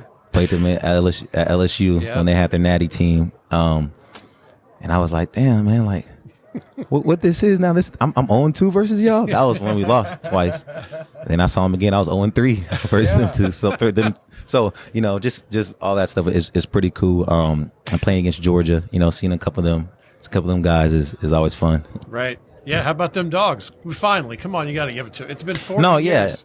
Nah, yeah, man. You guys definitely deserved it, man. I mean, I knew it was gonna be a good game when we had to play y'all again. You know, so you know, it's hard to beat a good team twice. So, congratulations to you guys finally, because it's about time. Yeah, I'll tell you what though, I don't know how y'all lost my freshman year in the national championship. That's right. I don't know how y'all lost the SEC championship. Yeah. When we changed quarterbacks. What are you, my subconscious? I don't know. Why you gotta hurt my feelings like that? Didn't know we were getting real today. Okay. But you know, it's like shooting a 3-pointer. You know, I mean, a person who can't shoot, you know, he just keeps trying and trying. Eventually, one's gonna come down. Eventually, yeah. Eventually, y'all I'm gonna a get one. Falcons fan too. You want to lay into me on that front as well? Are you a Falcons fan? Yeah, I'm No, trying to be. I like some of the Falcons running backs. So, yeah, I mean, I'm a fan of them. Man, I like Kyle Pitts. It was a good pick. Oh yeah. All right. So who'd you grow up idolizing? Who'd you train? Running backs? Yeah. Adrian Peterson, Yeah. hands down. One answer. One answer. That's what I train with now. Yeah. That's great. Yeah, he's for sure, and Marshawn, of course. But you know, AP, I watch him a lot. I try not to watch highlights. I stopped watching highlights and watch how he trains. So then I finally reached out to him, like, I'm training with this guy. And the one video I saw, it was you. I think it was like your local high school news or whatever, and you're being compared to Marshawn Lynch to Beast Mode at 16 years old. How do you deal with that? For real? That's the video I saw. How do you deal with that comparison when you're a kid? I ain't seen that video yet, but I mean, you know, I don't know. I mean, I guess somewhat I always been in the spotlight, but I'm my own person. You know what I mean? So I guess I didn't really pay too much attention to that because I'm me. I feel like. Well, we're here with Najee Harris, and you're going to get a million great questions today. I want to ask you something, and if you want to say pass, say pass. You had a great overtime win, very end of the season, and the Steelers made it so the Colts did not make it into the playoffs. I'm a Colts fan. I know it was just work. It was nothing personal. But would you apologize to me just for ruining that day for me? It was a rough afternoon. Me apologize? I got a little too loose. Boy, you better ask the coach. Apologize. What you talking about? We didn't think y'all was gonna. We thought I was gonna be a cruise win. You talking about against the Jags? Yeah, that was a really rough day for us. Boy, we was watching that while we was playing. They was playing it on the jumbotron in Baltimore. Serious? So we was watching the game, and then like a timeout, our play happened. They'll put up the game. It's like 17-0. We like, yo, if we win this, we in the playoffs. Is there ever like an equipment manager getting orders like, hey, the Colts are blowing it right now, by the way? Man, no, they put it up on the jumbotron. Like how we talking right now, it'll be the game we playing right there. My goodness, that is so much fun. No, thanks for hearing that question. I was just being silly. I appreciate you being a nice guy. Last Google search. My last Google search? Yeah. Oh, I was my last Google search was it was actually when I was in Vegas. If it's too explicit, you do not have to tell us. Probably how to sober up, maybe. I don't know. Sure. Did you ever do they do like the hangover thing where they bring the IV drip and they make you feel better the next day? The IV, I didn't get an IV. I do need one though. I cramped yesterday when I was working out, so I need one. I need an IV because I had too many beers after 8 p.m. last night, so different reasons. Oh, you was a beast. You're a beast. What's going to happen in this game on Sunday, man? You asked me who's gonna win? Yep. Yeah, they asked me over there too. I think that the Bengals is a really good team. Jamar, Joe, and the other Joe Mixon, Joe Burrow, they're all having a good season. The defense has really stepped up for the Bengals. Right. I think that a lot of other guys are making the right play at the right moment, and they're making a good amount of plays. I think their D line's underrated too, man. I think they have a really good D line. Hendrickson, is his name right? 91 Hendrickson. Yeah, Hendrickson's a really good player, man. Yeah. You think he's underrated too. But I think the Rams are going to come out with the win. I think their D-line, if their D-line comes in play, it's going to be hard to stop them, man. Yeah. You know, they got a really, really good front. Now you're doing a lot of noble work around. Tell me about the American Cancer Society. Yeah, man. So, we raised, my cause raised the most money. I'm always looking to find ways to help out. So yeah, we raised the most money for Cancer Society and screening. So, especially in the Oakland area. I got an award out here for that. And, like I said, if there's anyone I can help out, then I'm always up for it. Congrats, man. I mean, it touches everybody. Everyone's got a story of someone they know. Cancer.org, right? Yes, sir. Yes, sir. Okay.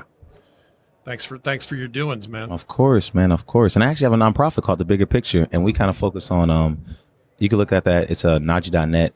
But we focus on homelessness, and hunger, and we try to do as much as we can to help out families and communities. And we're actually doing something for Tonga, about the stuff that happened out there. Yeah.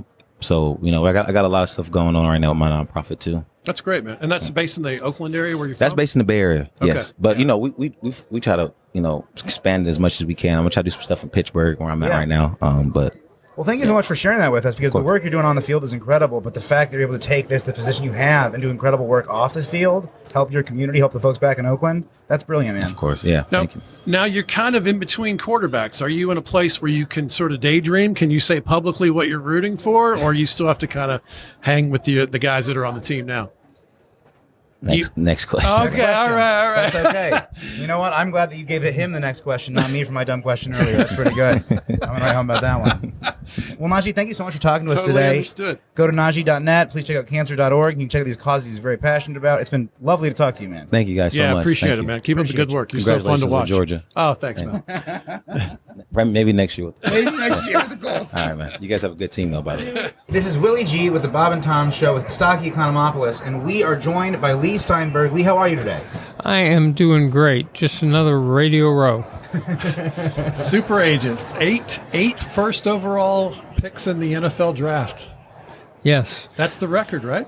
I'm only competing with myself. I was going to say, I can't imagine anyone's even close to that. I hear a lot of successful people say that. I've got a lot of questions for you, Leigh. Number one, why do teams not do a full teardown the way that the Browns did and start over from scratch? Why do we not see more of that sort of movement in the league? The system is designed to create parity, right? Right. And so you would assume that you'd have a team that would be at the top for 3 or 4 years, near the Super Bowl, playoffs, and then go down and rebuild and all the rest of it. But the key to winning in football is the quality of the ownership, the organization, the front office, the evaluation of talent, both draft picks, free agents, and then having a coherent, schematic way of looking at how to build a football team. And what you see is that the New England's Pittsburgh, where my old client Ben Roethlisberger just played 18 years without ever losing once. So that's not supposed to happen with a draft that redistributes talents and free agency and a salary cap. Right. But it does, because the key is the quality. If they were going to have a draft, they ought to draft owners, general managers, and head coaches. Sure. Right. But as a fan, I feel like I want to see more foot on the gas the way the Rams are doing now, or full brakes the way the Browns did a few years back. Why don't we see more sort of those extremes? Those are kind of outliers, right? They are, because what the Rams do is they spend up to the edge of the cap. They have a situation where they made the judgment they'd rather have talented veterans and eschew draft picks. Right. So it's a totally different approach than most teams that try to build through the draft and a couple free agents. Well, you must be happy to see the Rams back in this part of the world. You were part of the group that fought to keep them here in the first place, right? So I grew up with my father taking me to the LA Coliseum. To watch the Rams. We were in the $1 seats. You needed a electronic telescope to be able to identify any of the players. But the reality is I fell in love with football. And then later, when the Rams were going to leave Los Angeles, I was chairman of Save the Rams. And we had 125 businessmen. We fought hard. We got the league to vote down their move once, but we lost them, and then I've been active in trying to bring football back here. So my childhood team, football back in Los Angeles, what could be better? Oh, I love it. To backpedal just a little bit, talking the Rams and the Browns specifically, that OBJ trade mid-season was incredible and affected the locker room of the Rams. I think it set them up for success. What can you tell us about negotiating a contract mid-season? It's an unusual situation because you might be negotiating an extension, but rarely would you be competing to try to sign a free agent. And one of the problems with the cap is that if a player gets injured at a significant position mid-season, you not only can't find the player to replace him, the backups now tend to be at the minimum or aging veterans. So if the offensive tackle was A grade, you're not going to A minus, you're going to C plus. Right. And so it gives a disproportionate impact to injury. So teams that can find a way to make, you just don't find players like Beckham available mid-season. Sure. Right. Do you think that with negotiating contracts, do you think that it's new? What I'm trying to ask is a 22-year-old kid now the same as a 22-year-old kid from 2 decades ago? No. Has social media affected it? They're not. Okay, perfect. They're not. They grow up on social media. I was sitting on a plane the other weekend, and this kid is doing amazing things on his iPod, and I asked his mom how old he was, and she said 3. And he could do it better than me. So they grow up this way. They're totally conversant with social media. The judgment point for them is how many followers do they have on Twitter and Instagram, and that's the currency today in terms of marketing, endorsements, everything else. Right. So, and then if you grow up with big screen television, fast cutting, and the rest of it, the attention span tends to be mildly attenuated. So you better get it out quick. Now, you've seen all these years, these players come and go, these high-profile names that drop off the map, and these relative unknowns who rise through the ranks and become superstars. Can you put your finger on what's happening with the success stories and the failures? Is it ethic? Is it overindulgence? What's happening with these guys? So it starts with work ethic. It's someone who has a desire to be great, and notwithstanding anybody from the outside telling them anything, they're just going to grind and grind until they get it right. The second thing is, if you think about it, 30% of the games are blowouts, but most of them now, that one weekend where 4 playoff games came down to the last play. Right. So the essential quality is, what does the player do in adversity? The quarterback's throwing a couple interceptions, the crowd's starting to boo, the center's looking at him like he's on hallucinogens. What happens now? Can he compartmentalize, adopt a quiet mind, and elevate his performance in critical situations to take his team to and through victory? So the players with that work ethic who take care of their bodies, they're never out of shape, they're always trying to get better. You can go to a scouting combine and see how high someone can do a vertical jump and how fast their 40 is, but that doesn't measure how they will be in critical situations. Can you, when you sit down across a desk with a 20-year-old, can you kind of see the arc? Do you sometimes you have a gut feeling which way this is going to go? Yes, you can. So when you sit with Patrick Mahomes, you're sitting with someone who is grounded, composed, and his reaction to losing the game was he went right back and started training again. Right. Just, okay, let's turn the page and go. Right. Speaking of athletes taking care of their bodies, can you tell us a little bit about the Brain Health Summit that you're hosting this weekend? So I had a crisis of conscience back in the late 80s, representing half the starting quarterbacks. They keep getting hit in the head, and we'd go to doctors for concussions, and they didn't know how many was the final number. What was the long-term lookout? So I've held 17 concussion conferences where we look into causation. So it's like eventually football will be played with no hitting during training camp or during the regular season. They'll just model the plays and go out and save all that. And then it's hyperbaric oxygen, it's biofeedback, it's ways to cure an already concussed brain. So we're trying to be on the forefront and cutting edge of helping to, you can't completely take concussion out of football, but you can make the game safer. Wow. I have a question that I asked Thomas Dimitrov earlier. I'm still trying to get my head around how some of this works. You might have to educate me a little bit. Take the example of, I'm a Falcons fan, and they took a bunch of Matt Ryan's money and sort of pushed it down the road for a couple of years, right? Has it ever happened that you do it the other way, that you kind of overpay him now and save money to have a more competitive team in the coming years? Is that possible?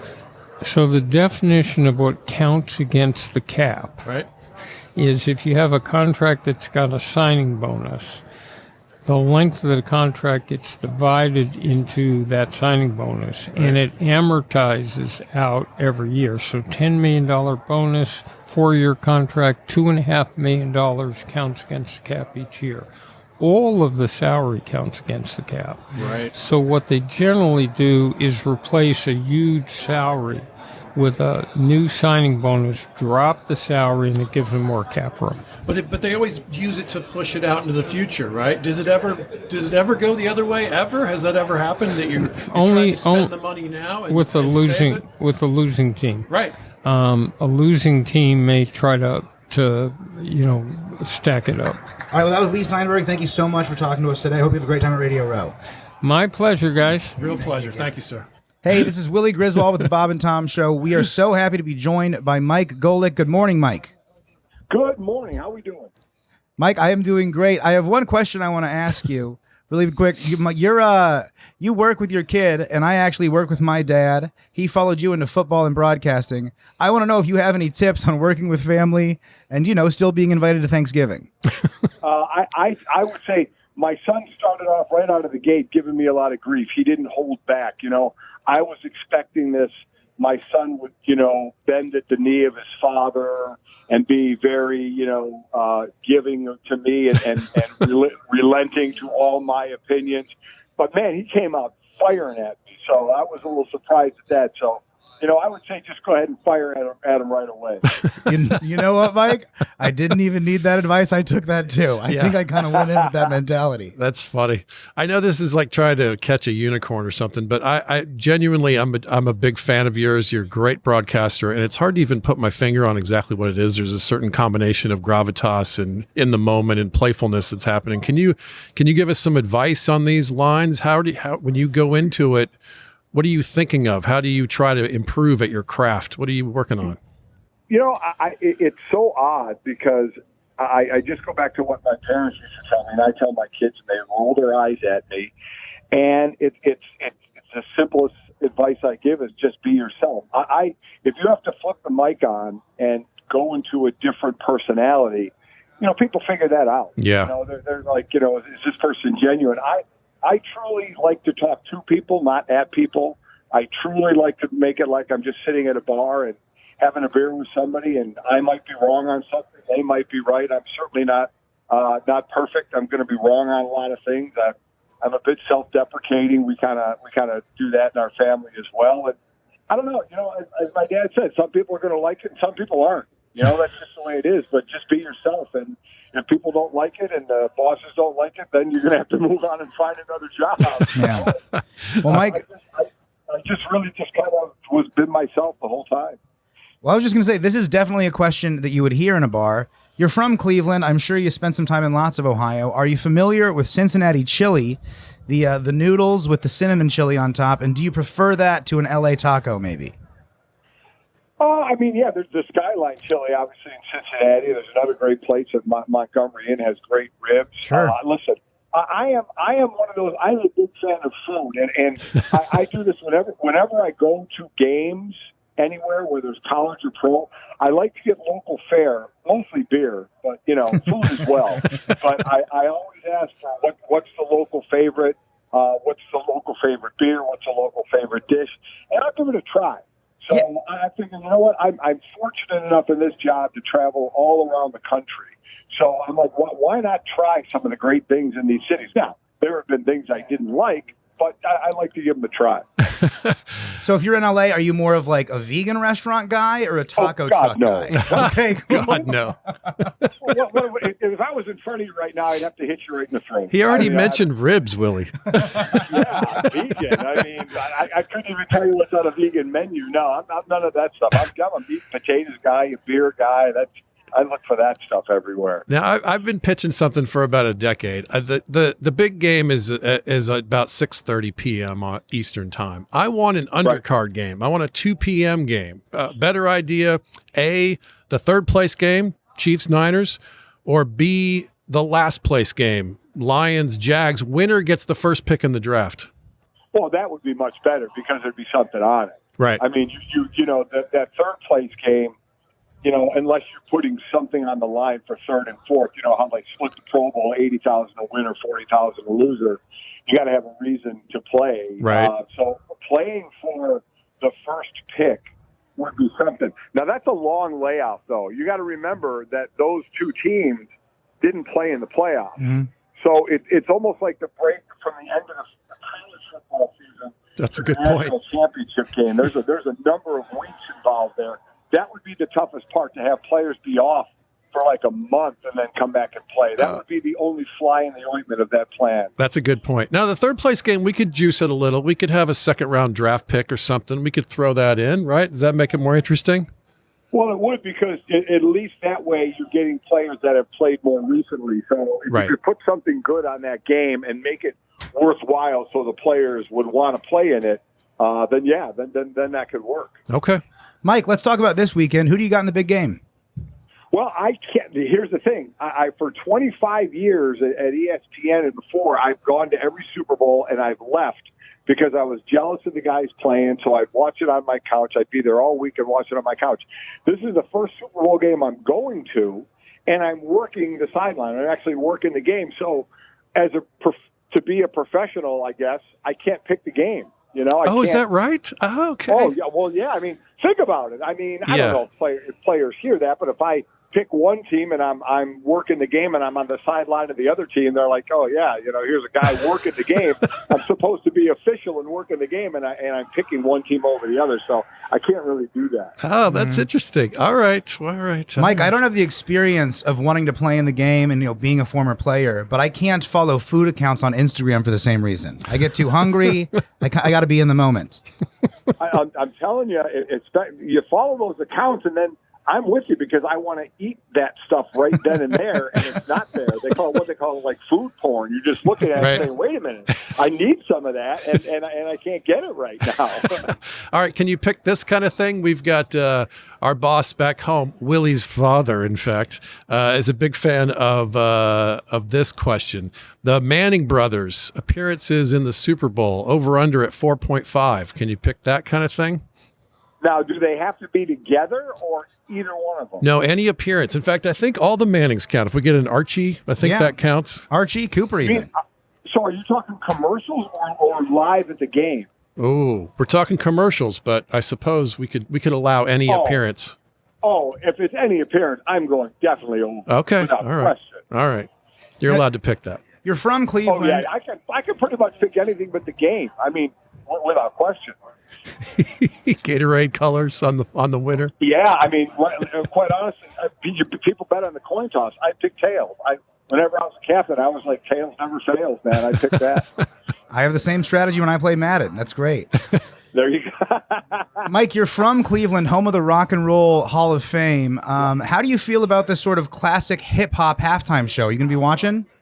Let me tell you, I don't know if I'm more excited to be on the sideline for the game or the halftime show. I mean, that is some serious power coming out. Yeah. And so I'm really looking forward to it. You know, back when I was doing Mike and Mike at ESPN, we had Snoop in studio a couple of times. Very nice guy. Obviously big into football. He started the Top Warner League and such. So, yeah, these guys, you know, the guys really, I've had Lil Wayne in studio as well. The guys are really into sports. It's always been athletes want to be entertainers. Like, I would love to be a guy that stands on stage and be able to sing in front of 80,000 people. And entertainers, they always want to be athletes. It's so wild how they'd like to flip. Yeah, I can vouch for that. In the stand-up comedy universe, a lot of these guys want to be rock stars. Yeah. What was your last Google search, Mike? My last Google search, I think, and I'm trying to remember, it was a kind of a brand new company, and I don't remember the guy's name of it. I Googled his net worth to see how good that company was, and for the life of me, I can't remember what the company was. But I Googled, to answer your question, the last Google search was somebody's net worth.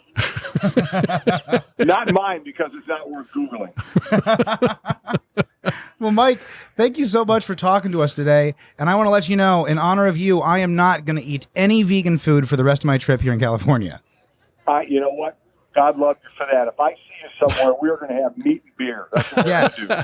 Please and thank you. I like it. What a great talk. Thank you so much, Mr. Golic. Enjoy the big game, my friend. And for our listeners, you can catch Mike this weekend doing the Westwood One coverage of the big game. You can listen to it and find that info at westwoodsports.com. Thank you again, Mike. You got it. Thanks, guys.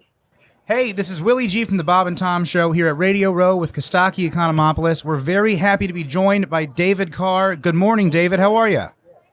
Good morning, guys. How you doing? Well, we're loving it. We love this whole scene. Thanks for coming on. David, I got to tell you, I'm really excited about this QB matchup. As a former quarterback, what do you think? Well, I mean, obviously, you guys are on different paths. And Joe, being a young guy, he doesn't know what he doesn't know, and he doesn't appear to have any flaws in his game. Honestly, I mean, he does everything that you want out of a franchise guy. His processing ability is fantastic. He gets the ball to the right guy. He doesn't try to make that extra play. I don't know that the guy has a weakness. Maybe just athletically, there's some guys in the league that are maybe more talented, and maybe arm strength a little bit. But my goodness, when you watch him play, he's looked like a veteran since the day he stepped on the field, and he's got his team, you know, as unlikely as it may seem. You know, how do you get sacked 9 times and win a game on the road against the number 1 seed? I mean, the guy's incredible. Question. So, yeah, and Matt, you know, I have some pretty strong feelings about Matt, because I was in a situation not the exact same, but similar to Matt's, where you're kind of in not NFL purgatory, but you're in a great spot. He's in Detroit. He's battling. And I was in Houston. I know how hard that was. We were a franchise that was very young and new, and I know how difficult that can be. And I can also I also have a little bit of a feeling on, how it feels to go from that to, an organization or a team like the Rams. I went to the Giants, even though I was a backup. We won a Super Bowl there. And right. Just the contrast of that was just so incredible to me. And I know what he must be feeling.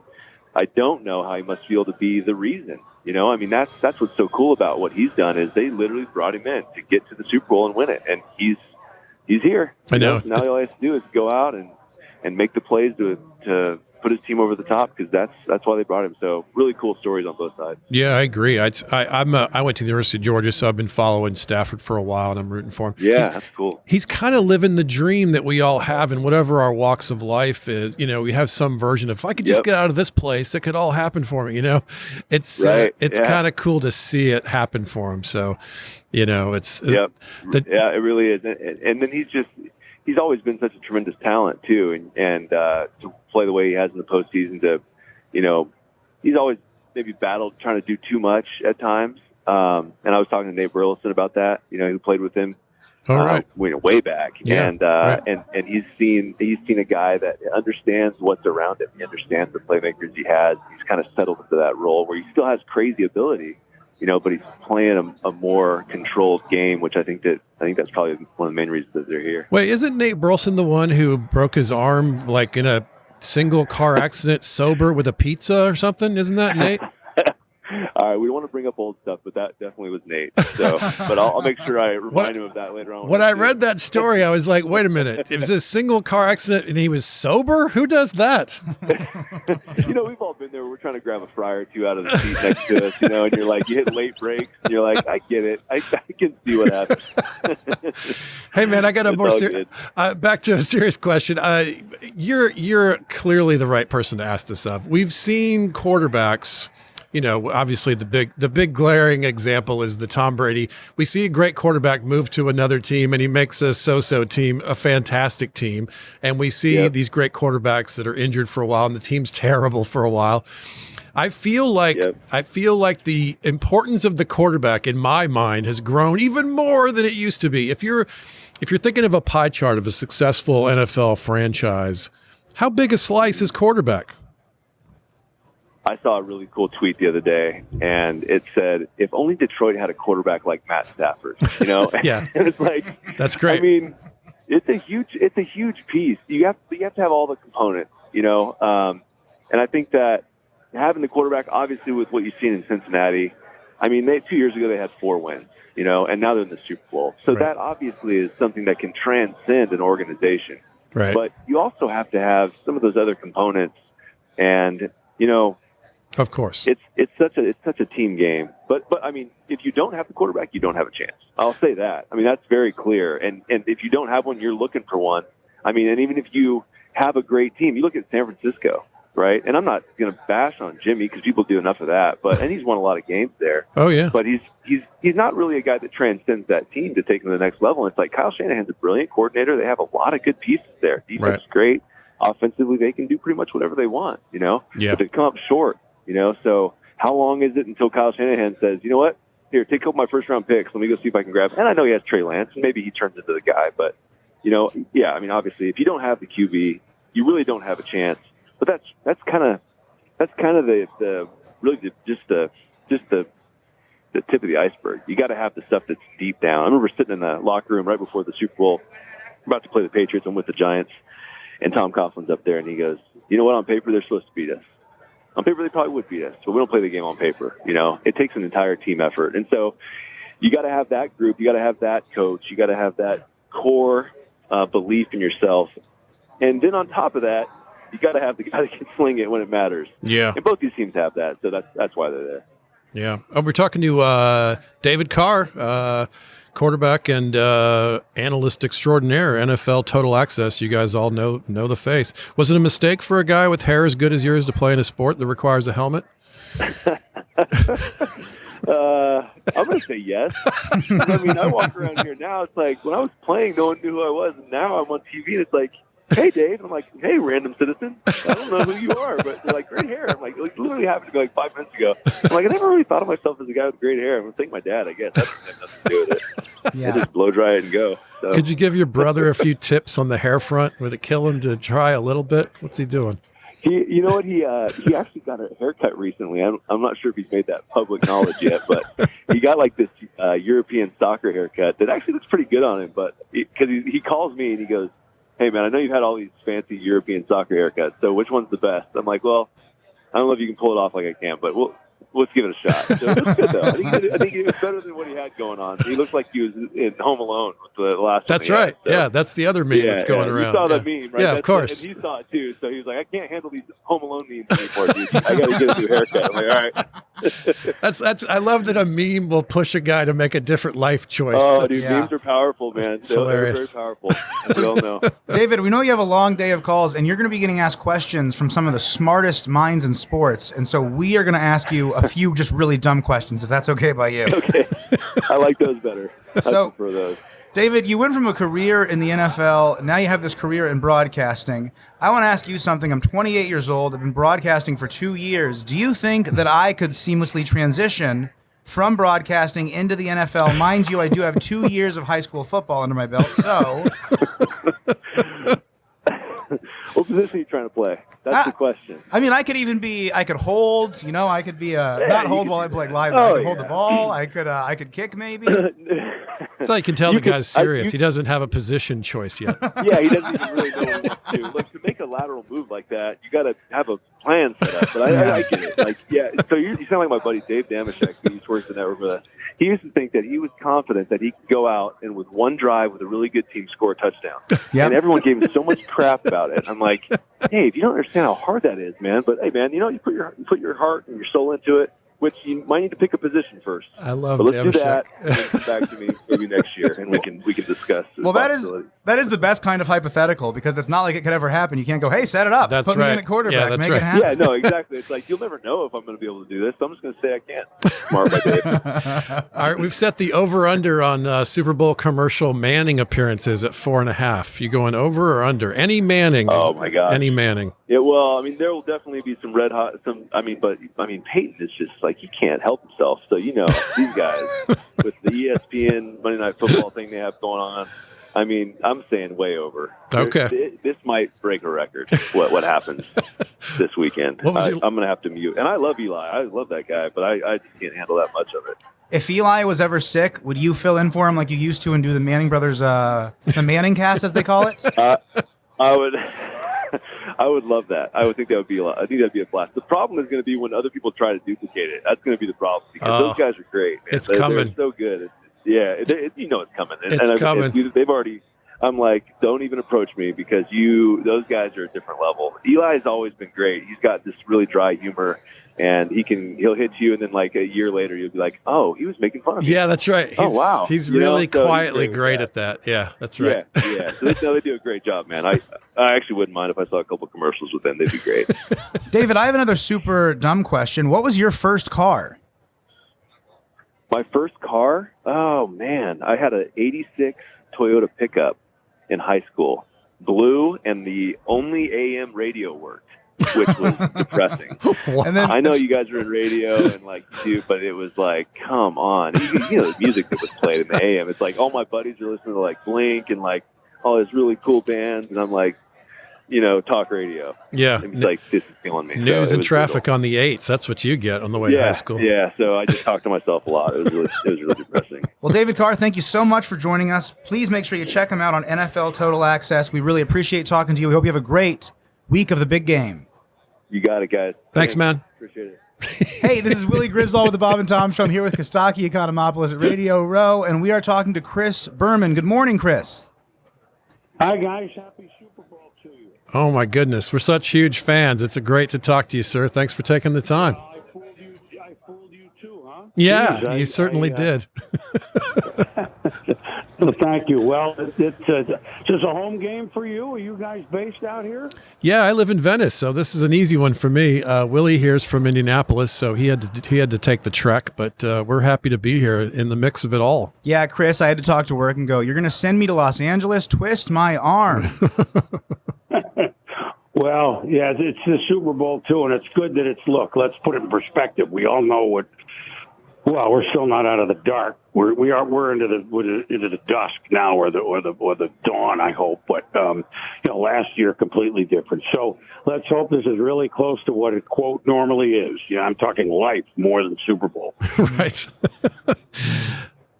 I've got a question for you, Chris. I've been pitching this for about 10 years. I want to get your take on this. The big game is on Sunday at 6:30. I want an undercard game, like 2 p.m., either a third place game, Chiefs Niners, maybe throw a second round pick in there as a prize or something, or B, last place game, Lions Jaguars, winner gets the first pick in the draft. Well, not now. This is like a boxing card, huh? Like I not to be played on the same field, I guess. But, no, right. Interesting. Now, let me give you a little. You'd never get them to play, obviously, but this is so let me give you a little history. All right. In the 60s, for about 3 or 4 years, I don't know how much the players liked it. The answer, probably not a lot, but I'm going back to when I was really young. I don't know how old you guys are, but I'm 66, so, I remember this. They called it was not a sexy name, it was the runner-up bowl, and they would only have, the NFL would have a champion of the East and the West. Oh. Well, often that was the Packers in the West, right, and whoever in the East. And so whoever was second place in each of the divisions had a game. I think it was, don't quote me, it may have been at the Orange Bowl, or I don't know. I did not know this. Actually, the Packers played in it once. I don't think they were thrilled to do it because there was a couple years there in the mid 63, 64. They weren't first place, but I think the Lions played in it once. Dallas would win the East, so I don't know if it was Cleveland. I don't know who. They had 3 or 4 of them. I didn't We'd have know to this look existed. it up. Yeah. Dear departed, but look up the runner-up bowl. It happened, but then they probably pay the guys $1,000 or something, Right. and it was a good deal back then. I don't think it would be financially good now. Right. But It's a interesting. failure in branding, that's for sure. Yeah, but look it up. They actually played in it, and they might have had mics on a couple of the players for very primitive NFL films. The game lasted about 3 or 4 years. I am going to look that up. Thanks. Chris, you have a prolific broadcasting career. At this point, do you even enjoy watching sports anymore, or do you have to have a notepad there and you're thinking, how can I make this story happen? Oh, no. I'm of course still interested. Look, I wouldn't fake it. I'm not, I haven't soured on a thing.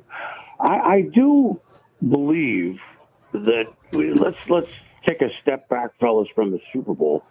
And I'm not saying that I'm glued to some competition. Look, in my early career, I announced things like darts, and I did a bowling, and I did Legends of Billiards. I had Willie Mosconi against Minnesota Fats. Oh, That wow. was right. So, I'm old, but my point is, now we get over. It's not the Super Bowl, but I'm still fascinated by why somebody won and why somebody lost, honestly, or a team. I say somebody. And look, if you dial in, let's bring it to now, the Winter Olympics, right? Like, we don't losing or sports, right? But you turn it on, and here's it doesn't even have to be the U.S. Here's the so-and-sos, but they had a problem on the first run, but maybe they can come back in the other, and it's Canada, and they're bobsledding against Switzerland. I'm making it up. And, they had the best time in, Hey, with that, I'm still interested in it. So to answer your question in a long way, I am. The minute I get soured on it, I'll be out. I will never be an actor. Right. We love that. Yeah, and you can hear it in your voice. You've followed and you're interested. It's the human drama, and sports is an easy way to take that in. It's a beautiful, wonderful arc, the whole thing. Talk to us a little bit about Nutrisystem, if you would, sir. Well, thanks for even asking. I'm pretty proud of what I've accomplished with Nutrisystem. They're the main aid in this, but it really takes mine first. So,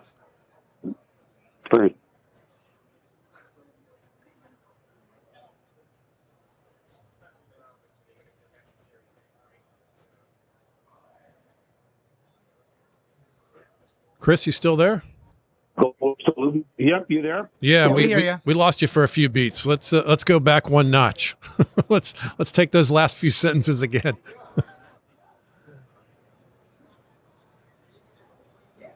We got you, Chris? I think we lost Are we him. okay? Oh, he's back again. Re-ask him the question. Okay. All right, I won't move. Are we okay now? Yeah, you okay? Chris, could you tell us a little bit about Nutrisystem? Okay, well, they were the main aid in a goal that I had 2 years ago now.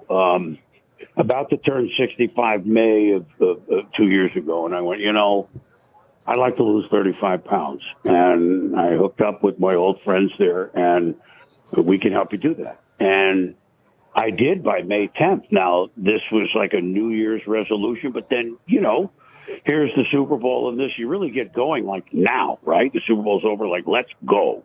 And I was able to do it. Obviously, you exercise too, and you do your things. And I lost 35 pounds by May 10th of 2 years ago. Nice. And then this last year, I said, I'd like to lose 10 or 12 more. And I was able to do it. So, so the total is 46. And anyone, it really just is, it puts your mind to it. And I found that the food now versus what even 12 years ago when I did it was, it's more filling. It tastes good. It tastes like the thing I think I'm supposed to be eating. If it's a chicken with with broccoli, or it does. And again, I don't mean to be a complete, but it really aided me in getting to my goal. And one thing I will say, I thought of this earlier. I hadn't thought of it in a while, and I'll get off it. But first of all, anybody can do it. Second of all, you have to want to do it. So when I lost 35 pounds, I put in a bag 35 pounds worth of stuff. I put it on, books or whatever, and I weighed it, and then I picked it up and I went, "You've been carrying this around? Wow. What an idiot. What an idiot." And so again, am I able to return punch in the Super Bowl? No. But maybe I'm not the defensive lineman that I was, and now I'm an outside linebacker. So it was really helpful, and I'm happy to tell their story. Yes, I've done it. I do ads, but it's truth. It's the ultimate truth in advertising, so I don't mind. And thanks for asking. Absolutely. That's great. Hey, Chris, you are one of the sharpest minds in sports, and you spend almost every day talking to the smartest people in sports. I want to ask you a pretty dumb sports question. I'm a fan of the Indiana Pacers, and they have about an 8-foot-tall mascot named Boomer. Did they consult you at all when they named that mascot? No, I may be 8 foot tall, and he doesn't need Nutrisystem, right? But no, the Pacers. Okay, I don't know that they consulted Boomer Esiason or.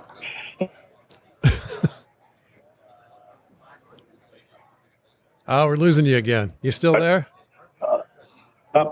Yeah, I'm there. You there now? Yeah, we got you. Yeah, you're okay. And don't worry, that was the silliest question in the world. No, look, the only silly question. They did not consult me. If he's 8 foot tall, I don't think I could get up and talk to the guy anyway. So,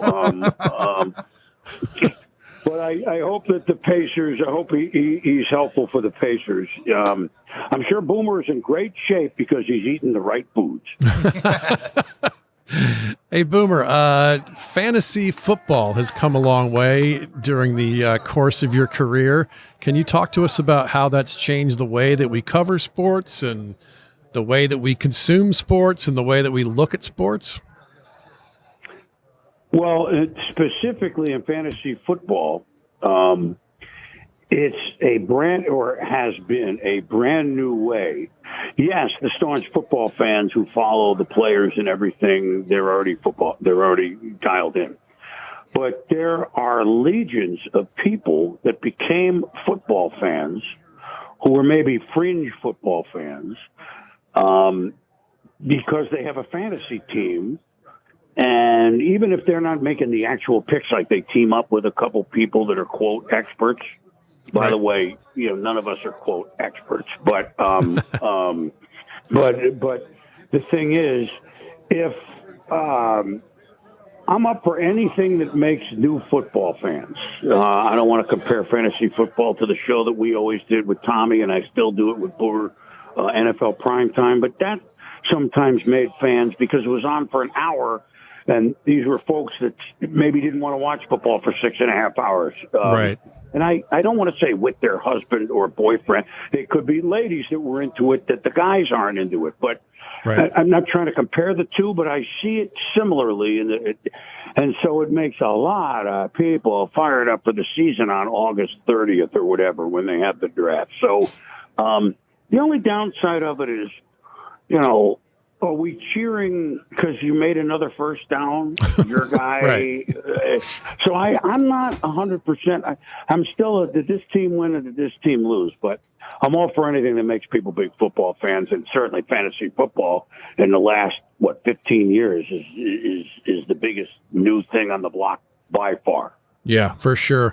We have one question from Master Control. Our boss is fascinated with this. He put the over under for Manning appearances in Super Bowl ads at 4.5. What you taking the over or the under on this one, Chris? You'd think I'd have inside information on this, wouldn't you? But I don't, because we've had such good success on ESPN2 with the Manning cast, or the Peyton and Eli so cast. Good. I mean, and they're so refreshing. Over under.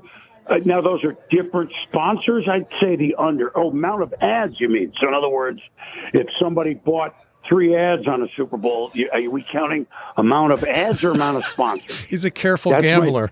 He wants to get this right. Yeah, I think if it's number of ads, right. A number of ads. Ooh, I think that's a great spread. I'm going to say there's going to be 4, so I'm going to take the under. He takes the under. All right. Tight. It's tight because it's going to be raining. Scoring's going to be hard. I'm kidding. I'm really kidding. You're a good man, Boomer. We're lifelong fans. Thank you for adding everything you have. Your voice is like a warm hug. So, can you get us out on a rumbling, stumbling, bumbling kind of something? You're nice enough to have me on, and I'm on prime time after the game. So on ESPN, the regular, as we call it, Colt Classic, the regular TV. And so I'll have a few for you there, but it depends what you would like the most. It could go all the way or rumbling, bumbling, stumbling, which is something this show never does. Well, thank you so much, Chris Berman. It was a pleasure to talk to you, and thank you for having a sense of humor about my Pacers mascot Boomer joke. We appreciate you. Thanks, man. And look, it was a great question. I put it right up there with anything given, in the White House these days. So don't worry about it. And a question not coming out of the White House. That was not a political thing. No, that was. You could be a government reporter with questions like that. Yeah. Thank you very much. Thanks, Chris. Hey, this is Willie G with the Bob and Tom Show here with Costaki Economopoulos at Radio Row, and we're so happy to be joined by Suzy Schuster. How you doing, Suzy?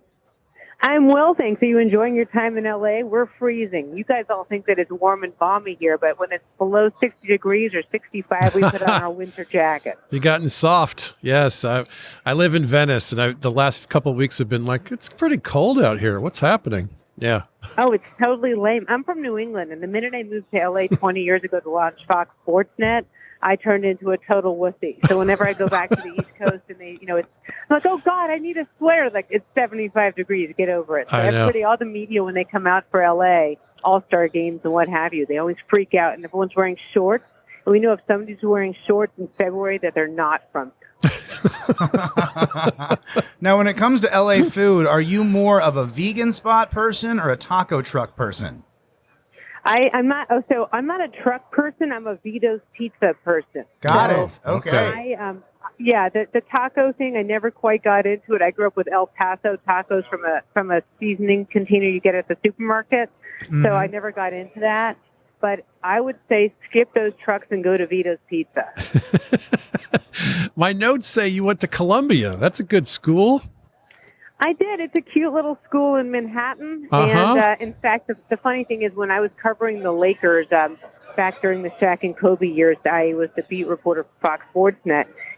Phil Jackson used to give the reporters a really hard time and kind of always, one-up them intellectually and what have you. He liked to give players books to read. And I remember, back in the day, it was me and a whole lot of Playboy playmates. So a lot of women weren't taken quite as seriously in the locker room. So one day I happened to have a book in my bag, and Phil looked in the book, and he said, "What are you reading?" And I told him. He said, "Where did you go to school?" And I said, "I went to Columbia." Phil, where did you go? And we got along splendidly ever since then. That's great. I used to live in that neighborhood. That's why I asked. It's been a while, but I like that part of the world. The Upper West Side is good to Morningside me. Heights? Yeah, a little further Morningside south. Heights? Yeah. I am. Yeah, I mean, I'm an Upper West Sider. My mother lives there still, and it's pretty special. That George Carlin's neighborhood. They named a street after him up that way, finally. It's pretty cool. Some of the greatest comedians in history lived on the Upper West Side. A lot of them right along the corridor of Central Park West. In fact, it's funny. My husband became very close with Jeffrey Ross, the comedian, who happens to be my first guest on Just Getting Started, because he met him on the street. Look at you, pro on segue the Upper lady. West Side. Do you like how I did that? I can keep name dropping and tell you that he met Jerry Seinfeld on Central Park West and 77th Street. And I think Jerry thought he was a stalker at first, but then it turned out that, thank God, he recognized him from Sports That's Center. the cool thing about New York. You see all those characters. All right, tell us about the podcast. I want to hear all about this. I'm thrilled that you're letting me do that. Rich started Just Getting Started 2 years ago. He's now building out the Rich Eisen podcast brand, and Westwood One asked me if I would be interested in taking it over, and I was thrilled to do so because it's really talking to people about how they got their break and how they got started. What was their sliding doors moment in which, remember that movie Sliding Doors? Yeah. With Gwyneth Paltrow, who, by the way, is coming up on Just Getting Started. But basically, what was that moment? You're self-cleaning. We could just get out of the way and let you do this. Yeah, what are you, some kind of professional broadcaster? My goodness. Please, Alec, I haven't done this for 20 years. You're so much more interesting than talking to my kids, so there you go.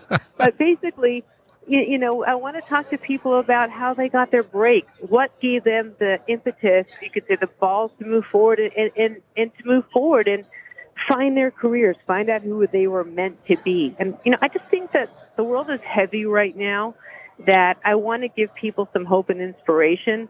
And that's the best way that I can do it, is by telling stories. Yeah, I like this. This sounds like a great podcast. I haven't heard it yet myself, but I'm going to pay attention and give it a listen.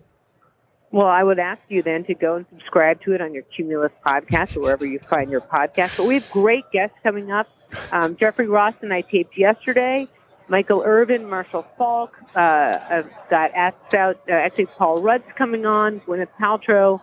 I have Jerry West coming on. I'm trying to think of who else I'm hitting up. I like to hit up all of our friends. That's great. great. I have some Ted Lasso guys. So I also want to open it up to those of us, to those of you who will listen to it, to reach out to me and say, I want this person, and I'll hunt them down and make them do it. Is there a dream guest? Poor Rich. You get a window into our marriage. Is there a dream guest, someone that you would want to land on your podcast, find out where they got started? Oh, God, that's a great question, and I should have been ready for that one. I think, it's funny, I tend to skew away from celebrities. I think that you get a little... I like people who are from I would like to... Oh, God, now I'm thinking I'm on the radio, so I've got to think of an answer fast. I think that I want to talk to Chloe Kim. We're not in any hurry, Suzy. I know, Chloe Kim would be interesting because I don't understand how you get the confidence to go upside down the way she does. But I'd also I'm going to skew towards some of the women, too. But I can get Jeff Bezos on. Let's find out how he actually started that thing in his backyard and garage. What I care about more than anything are the people who weren't born on third base. Like Elizabeth Banks is an actress who's a friend of mine. She grew up in Pittsfield, Massachusetts. Massachusetts is not a direct, nonstop flight to L.A. How do you become like a huge star? How do you become a director? How do you know that you have it deep within you? So it's going to be a mix of celebrity and entrepreneurs and athletes. And then sometimes I have somebody in mind who may not be the biggest name, but he's behind all of the greatest TV shows that you've ever watched.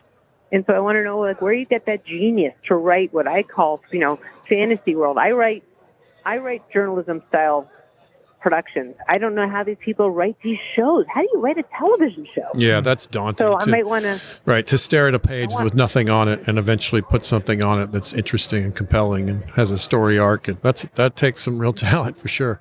I love the phrase, not born on third base. It's great. Yeah, right. I would have loved to have had Stephen Botch go on. Right.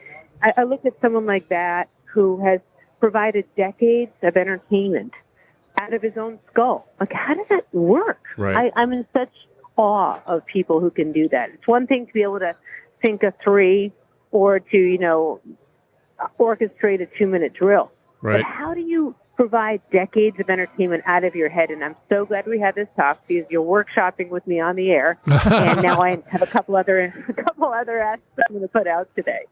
That's great. You're my new hero in terms of self-promotion. I'm going to listen back through this and pull myself out of the closet when I'm running around talking about me. This is great. You know what the truth is? And this is what I've realized. If you don't promote yourself, nobody else will. Of course. Right. We know this intellectually, but it's very hard to do it with some grace and style. And, but I'm trying to give you a compliment. That's, believe it really nice. or not. You know what? I'll take it. I'll take it. Sometimes you figure you'll take the compliment any way it comes. What's the old adage is like, who cares if you're in the paper as long as they spell your name right? All right, let's get your take on this big game. Speaking of entertainment, how is this game going to entertain us this weekend? What's your guess? What's your take? Battle of the young bloods, right? I love Joe Burrow, and I want to see whether he'll be able to join Brady and co. in the second year winning a Super Bowl. And I love the fact that most people on the street can't name 3 Bengals. So I think it's fun to watch a bunch of guys that nobody knows. I love that it's kind of taking who dis, but out of into a new neighborhood. And as for Matthew Stafford, I'm a storyteller. I love a feel-good story. I love the fact that all of Detroit is rooting for a guy that left them behind. Right. And why? Because he's a really good guy. He's a great family guy. He's a good person. And, those of us who have done sidelines, the first group of people you talk to are the offensive linemen. And it's how they feel about their quarterback. I know a lot of guys who hated the guy they were protecting. Right. And the way the Rams players talk about their leader, I think, is inspirational. And I also love to see Odell Beckham Jr. That's a great comeback story. Yeah. So those are the stories that appeal to me. So yeah. I'm rooting for Stafford too. Right. Right. I just think, I don't know. I think it's in keeping with what I said earlier. We need to root for a hero or two. And the fact that he's such a good guy makes me feel like I'd love to see him take it home. Right. Redemption stories are always make me happy. Yeah, for sure. For the 13th year in a row, he's home for the Super Bowl. It's a great story, right? Listen, it's fantastic. I love it. And I love the fact that my husband is in town for the whole week, and I can make him wake up the kids so I can go to the gym early. You know what I'm saying? So I like the fact that we're in L.A. because I'm selfish and makes my life easier. Our producers are waving at us. We got to run, but it's great to spend some time with you. Thank you very much, Suzy. Bye, guys. Thanks for having me. Bye. Thank you. Hey guys, it's Costaki again. Thanks for watching the clips. There's lots more funny at All Pro Lines on all the major social media platforms. Big giant thank you to Willie Griswold, who was a great partner in crime, to the folks at Westwood One who helped us out with everything, and especially everybody, the whole gang, in front of and behind the desk at Bob and Tom. You guys are awesome. Thanks for making a football nerd's dream come true. See you guys.